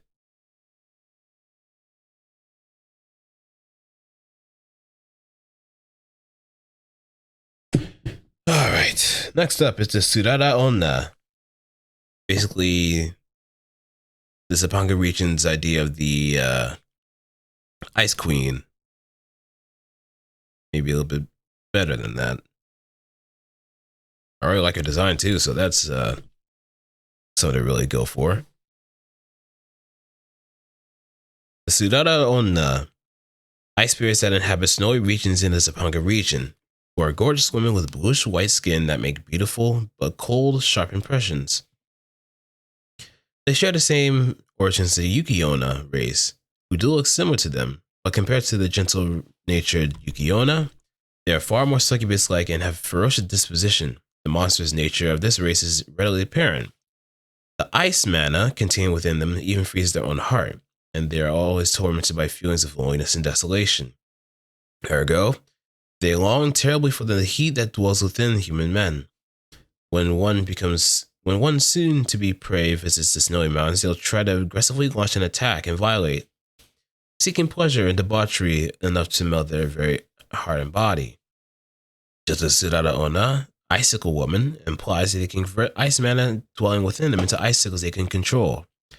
Any prey that resists will have icicles rain upon them. Now, one whose body is pierced by these icicles will not sustain any external wounds. The ice mana will steadily spread to his body from places where he was pierced, inducing feelings of loneliness and desolation so severe that it's hard to resist having his heart frozen. As his heart freezes over time, the man will grow so cold that he'll be rendered incapable of thinking about anything, and before long, he'll be rendered immobile while curled up and shivering. Ooh, that's depressing.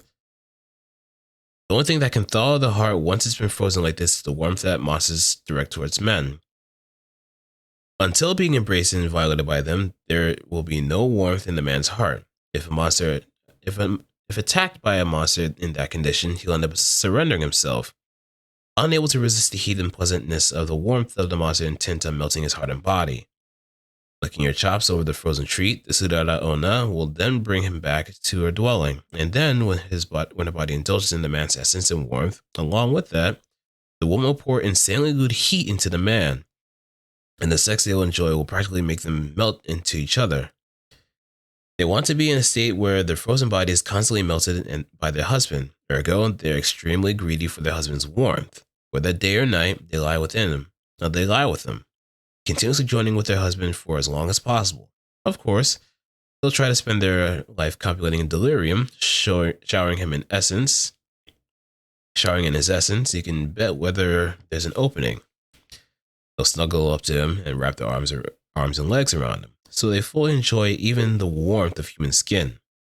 Also in the conscious with their violent disposition, they're devotedly severe. They devotedly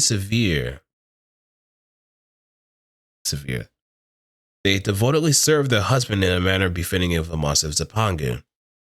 It can even be meddlesome, but they say that pouring love into the husband is this non-physical manner is also one of the things that make them feel comfortable and produce heart-melting warmth. It may appear ladylike behavior at a glance, but compared to the Yuki-onna, who has the skill to cajole a man into desiring her himself and taking her as his wife, Surara Onna will push herself on a man and violate whenever he says yes or no, pleasuring his body, and she'll exhaustively serve him whether or not she wants to.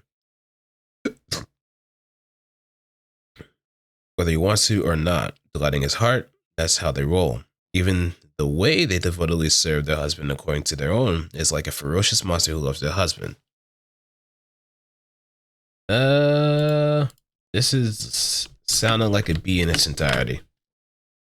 Like they got the body, but the temperament is just a little bit too forward. A little bit too forward for my taste. All right, let's switch. And already we're done with T. We have U and V and W. But I do want to take a look at the Wendigo and see what that's about.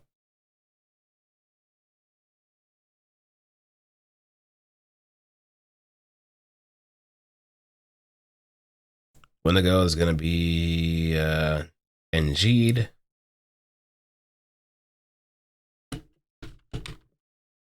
Not even going near it either. Forget that.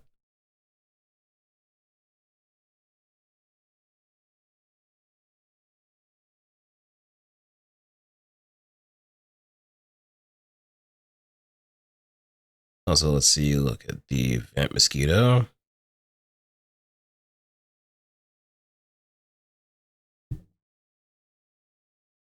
Yeah, that's also a no-go. So we're actually knocking things out pretty well.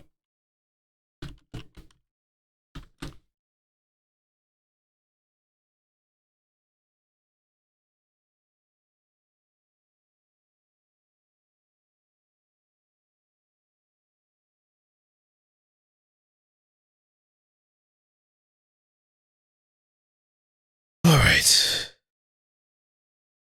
Let me drink a little bit of water real quick.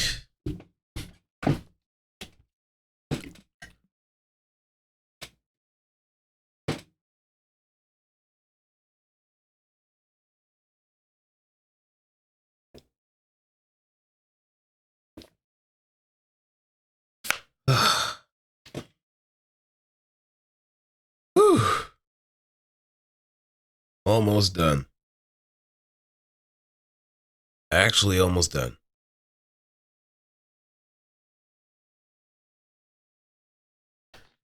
All right, the Osho. A monster with a large turtle shell on its back that inhabits the seas Sapangu. Having meek and timid personalities, not only do they not attack humans, it is said that sometimes they're so astonished when they come across a human that they hide in the shells, refusing to come out.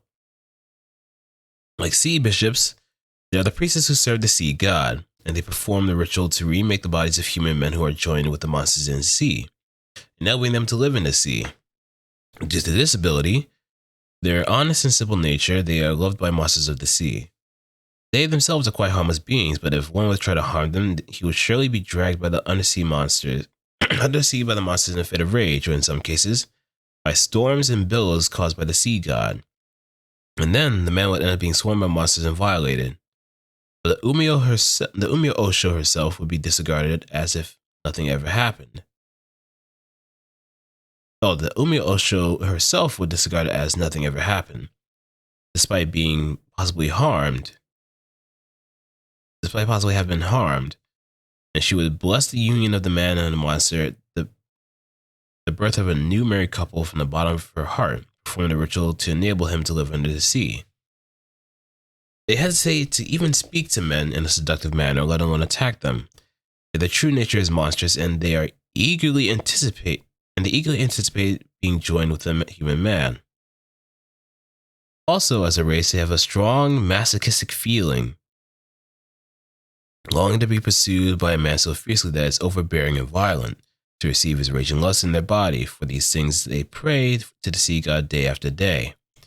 Perhaps due to the blessing resulting from their fervent prayer and their original cultivation, their ordinary speech and behavior irresistibly provokes sadistic feelings in men. Oh boy. Perhaps because they mostly have petite bodies in general and carry disproportionately large heavy shells, should they fall over for some reason and they aren't able to quite get back up, it is said that when seen in this manner, they experience agonizing shame.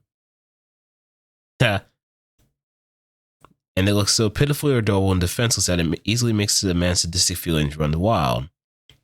And one would take advantage of this inability to resist and do the deed.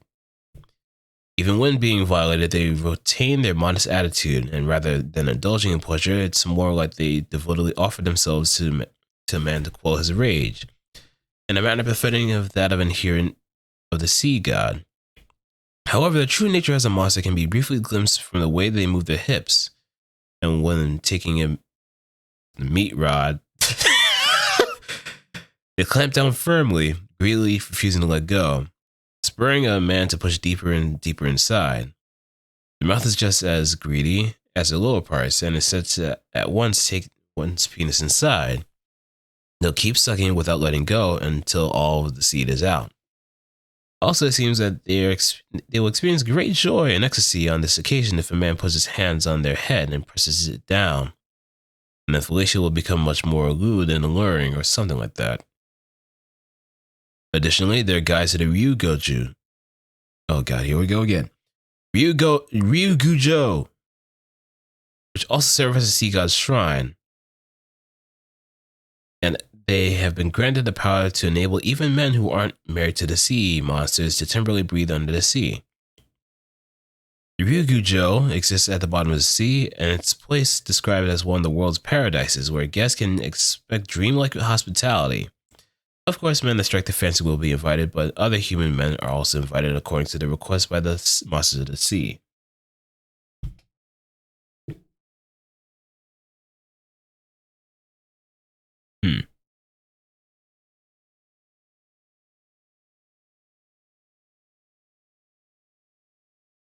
It seems like they do have a bit of a chest. It's just all covered by this shell body.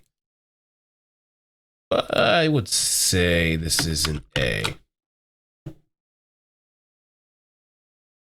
Next up is the Unagi Joro, which looks like a... Well, this is a mermaid. What am I thinking? And I might have to refrain from showing this on stream too, because a man's having a happy life in between those fun bags. So I'll just leave him to it. Let's have a mermaid. Oh, I'm guessing this is like a... If it's Unagi, this is definitely an eel. They have the body of a long, slender fish covered in a mucous membrane. The slimy mucus secreted from their body contains many compounds that restore vitality and stamina. And since they themselves have it inside their own body, their body is also full of unimaginable amounts of stamina and lust. Normally, their lascivious nature is masked by a soft, gentle demeanor, and a devoted appearance befitting of a race as a Pangu. But their unconcealable charm oozes out from their bits of their speech, the way their body wriggles whenever they move, and their posture. They don't directly seduce men, but nevertheless, because of their appearance, they're good at getting men in the mood, and in most cases, one will be eager to seize their heart. Their body is covered in a mucous membrane to protect them from dissociation. When wrapped in this slippery body, even if one tries to grab their body and pull them off, one can't get a good grip. They can adjust the state of the sliminess of the mucous membrane at will, and without the slime, it makes them easier to grab. On the other hand, they can also make those who touch them slip to a degree that they want. The hands of men that try to touch them and slip in slime with the momentarium, and with the extra momentum causing them to touch their breast or genital area. When a man panics to twist his body and attempt to get away, he'll slip even more. It's almost like someone trying to run away from a fort made out of Crisco. They'll just keep slipping and trying to get away, and the more they just try to get away, they lose their balance and just keep falling over. It's like slapstick comedy, if you will. By the time he becomes aware of it, not only will her body be coiled around him, the man's forelimbs will also be wrapped around the girl. Even if it's just a casual touch, one will end up entangled and locked in a grapple with them. In this way, they don't just seize a man's heart, they seize the body using their mucus and create a situation where he can and will make a move on them. Before they know it, those men who strike their fancy will find their body and heart seized in this manner and gradually end up having sex with them. Their soft body has the right resilience, and being covered in it feels pleasant. It's as if a man's lower regions will melt with them having sex with them wrapped in their body. During sex, a man is made to drink mucus transferred from mouth to mouth, and the mucus cools around the lower regions with wet, sticky noises, continuously restoring his vitality and stamina. No matter how much they have sex, they'll never get exhausted, and the more they have sex, the more his stamina increases. A man will come to desire to keep having longer and more intense sex with them. Those who have a husband exposed to their lascivious nature and desire to service their husband with their own body.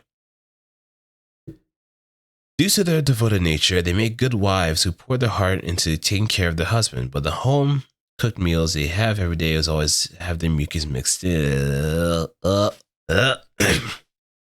It's highly nutritious. Oh, wait. It's highly nutritious with a rich flavor which will appeal to the husband's taste. And continuing to eat the food every day will build up his stamina to the point where he will always have an excessive amount of vitality and stamina. And when the husband wants to have sex at every opportunity, they'll gleefully accept it. Since he can get energy from having sex with them, even if the husband does have a job, he'll develop a habit of having sex with them until they are stained cloudy white after eating breakfast before heading off to work. Damn, that is just a morning special, huh? Breakfast in bed with a nice helping of bangers and mash, if you will. Like, it feels a bit unsettling just to have their mucus everywhere on the food and all that, but if it provides a lot of stamina and other health benefits, by all means, I'm going to take it. I'm looking at this as an S+. I'm willing to take the risk. I'm willing to do it.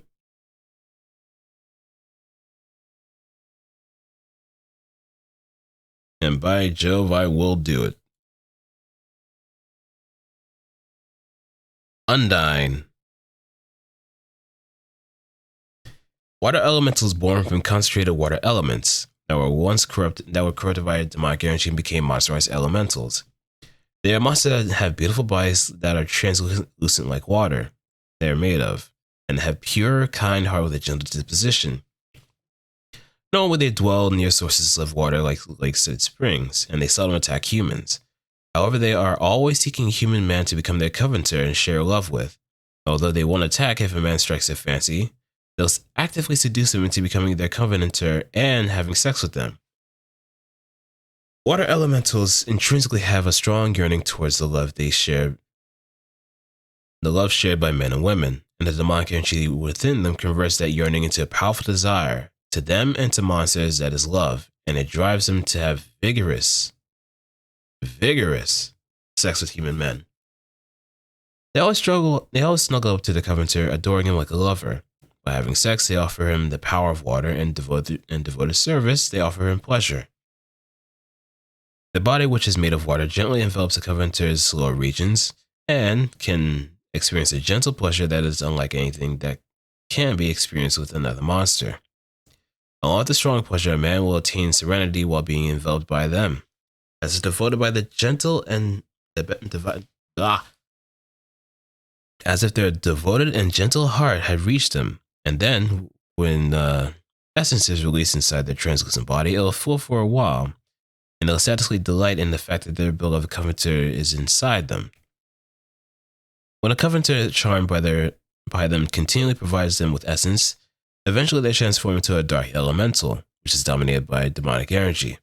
Just as water gets muddy, their once pure hearts become impure with pleasure, and undergo dramatic transformation, becoming lascivious and lustful. Sex with their covenanter also changes, becoming violent like a muddy stream. The covenanter's rational mind will be gulped down along with his essence.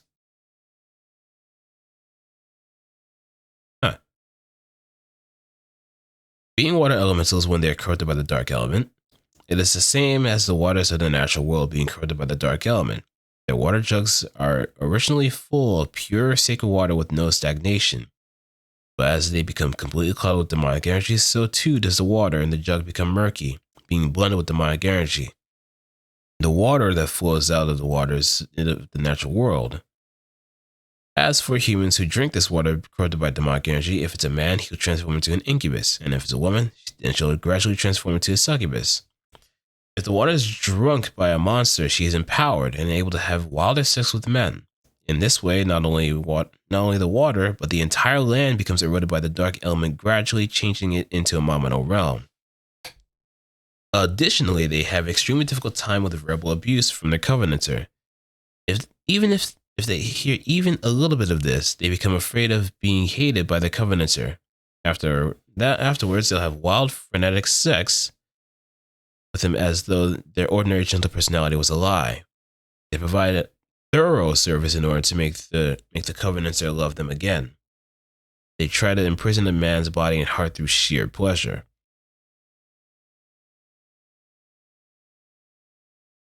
I'd say this is an S.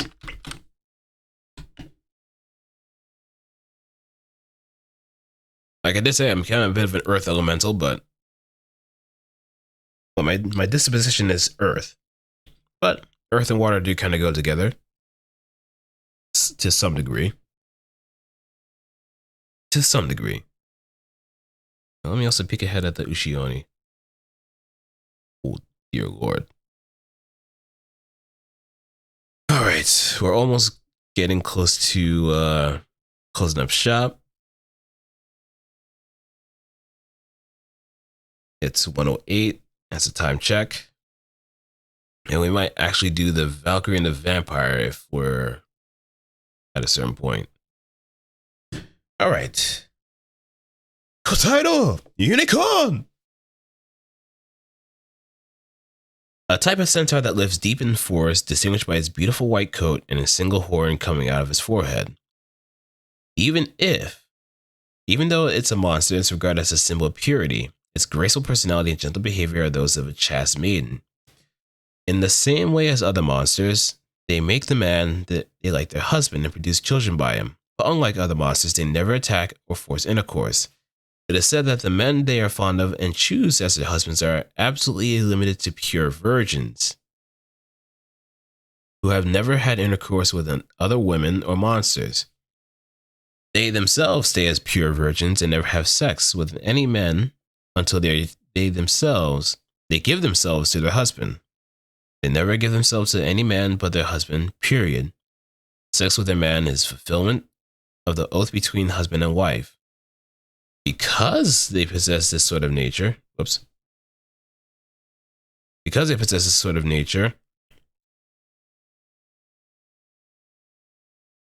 wait, where am I? I lost track. There we go. They tend to be misunderstood, but just like other centaurs, they are extremely lustful. Unicorns without husbands spend their time dreaming of days of sweet pleasure with their husband-to-be.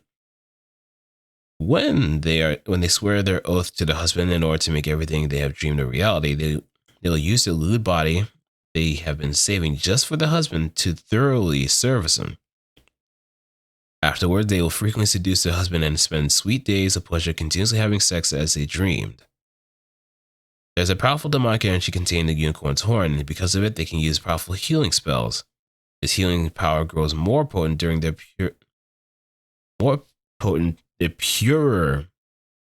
the unicorn's energy is. Conversely, if other magical energy gets mixed in it, it loses power. It is said that this is the reason why they avoid men who have had intercourse with other monsters, in order to prevent the magical energy of another monster from mixing in with the unicorn energy. That makes sense. The unicorn's own demonic energy protects against demonic energy from outside, so normally it causes no problems. However, if a husband cheats on her and demonic energy from other monsters accumulate in his body, or if she has sex with a man who had sex with monsters many times instead of a virgin, then she'll be helpless to prevent it, and demonic energy will be poured inside of her. When that happens, the unicorn's energy becomes radically distorted and she will transform into a monster called a bicorn, which in contrast to the unicorn is referred to as a symbol of impurity. They regard indecency as virtue and desire to live an obscene life, even more immersed in pleasure together with their husband. Because of this, they'll even call the person their husband was cheating with. And then, in order to obtain even deeper, more intense pleasure, they'll have threesomes together. And let's make that a note: bicorns are swingers. They will invite other people into the fray. They'll invite other monsters into the fray. So just keep that in mind. But if you're looking for a happy life, happy wife kind of situation, go for the unicorn. If you don't mind a centaur, go for a unicorn.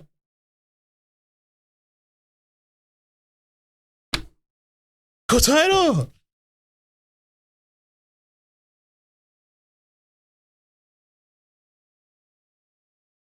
All right, and we have the Ushi Oni. I'll be able to show this on stream to some degree. Nope, not that. Not that.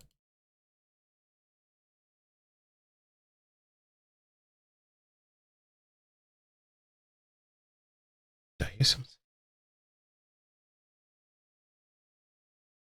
Oh, yeah. She's outside. Ushi Oni, a kind of arachne that only happens in the Zapanga region. They possess the upper body of a woman with a green skin and the lower body of a spider covered in black hair. They are one of the monsters feared as the monstrosities in Zapanga. Even among monsters, their nature is especially ferocious, tainted with immense desire through thoughts of savagely destroying men are always on their mind.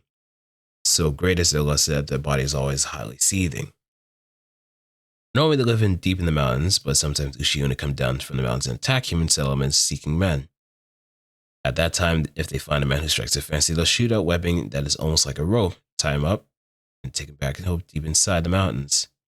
Then, as if to unleash all their bestial lust that had built up in them, they destroy the man and indulge in essence. No matter how much they have, their boundless sexual lust is never satisfied. They never get tired of sex. They never get tired in the middle of sex, and they'll keep thrusting the hips in against a man relentlessly. Once they've gotten a hold of a man, they'll never show themselves around humans again, secluding themselves in their nest deep in the mountains. They end up spending most of their days doing nothing but violating their beloved man.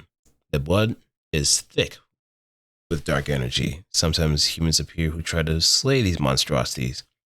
But those who cut them are always bathed in their blood as a result. Those who have been bathed in the blood are twisted by the high concentration of dark energy. If it's a human man, then he'll soon change into an incubus whose mind has all but been consumed with screw monsters. If a woman, then she'll become an Ushi-Oni herself. When a woman transforms into Ushi-Oni, the great transformation is not only external but internal.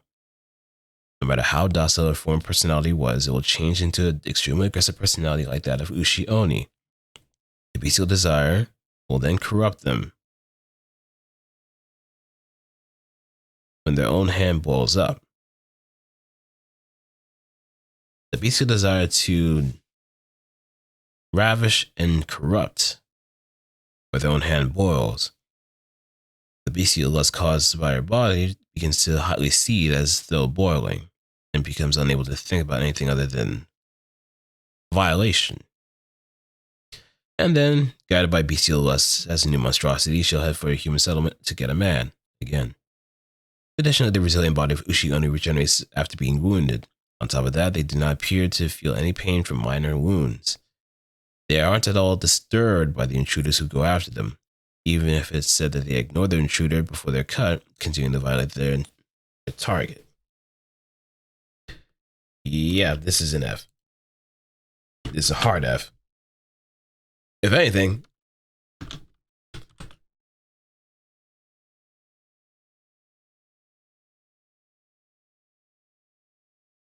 this is a special kind of no-go situation. Do not get even a hairpin close to these kind of monsters. Not even an eye or earshot away from them. Don't even do it. You'll thank me. But I might have to call this a little bit early, since we do have like a good amount of monsters to go. I'll most likely save that for the last stream for day 7. And let me switch over to the ranking. I'll save the other monster girls for day 7.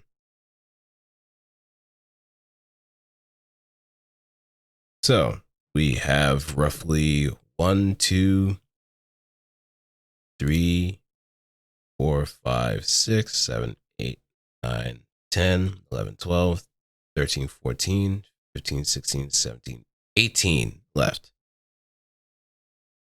We have 18 left.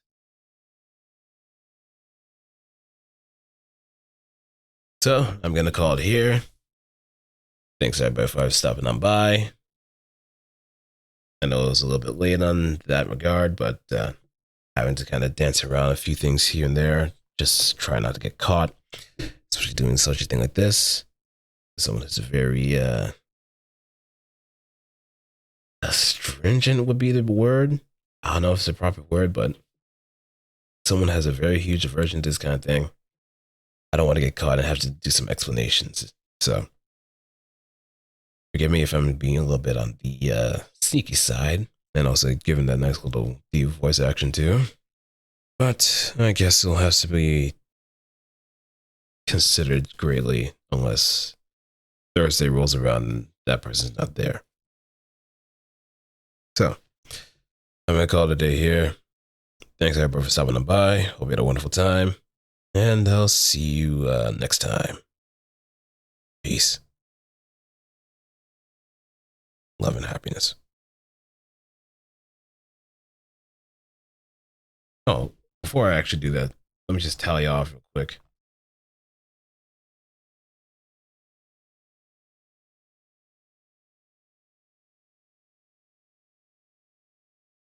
So we have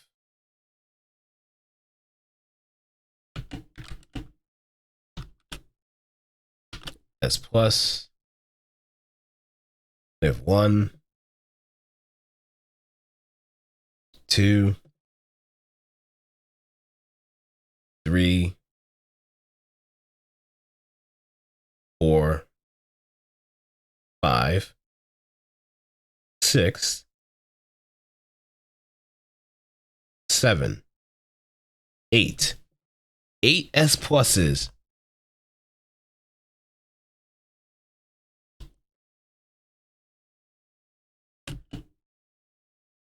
Eight of them. Quite amazing, don't you think? All right, S, we also have 1, 2, 3, 4, 5, 6, 7,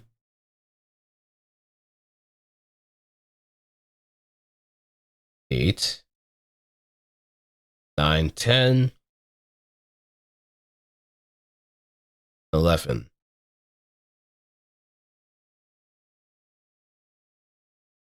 Of 11 S's.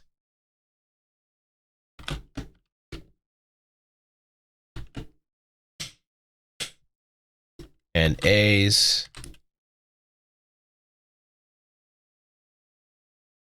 We have 1,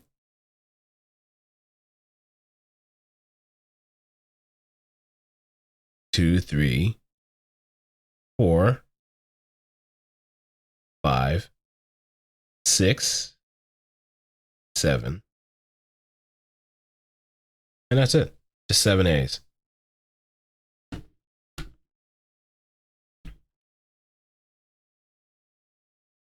So that's what it's looking like so far. I'm going to put our continuation as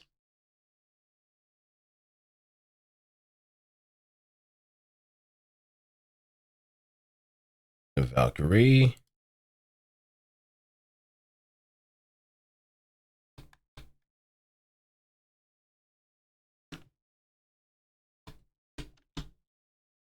And we're going to ourselves with final,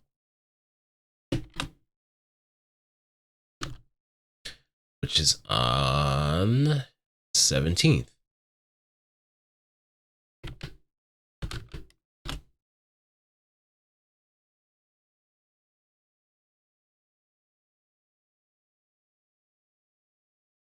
But yep, I had kind of dragged this out a little bit too long, so yeah.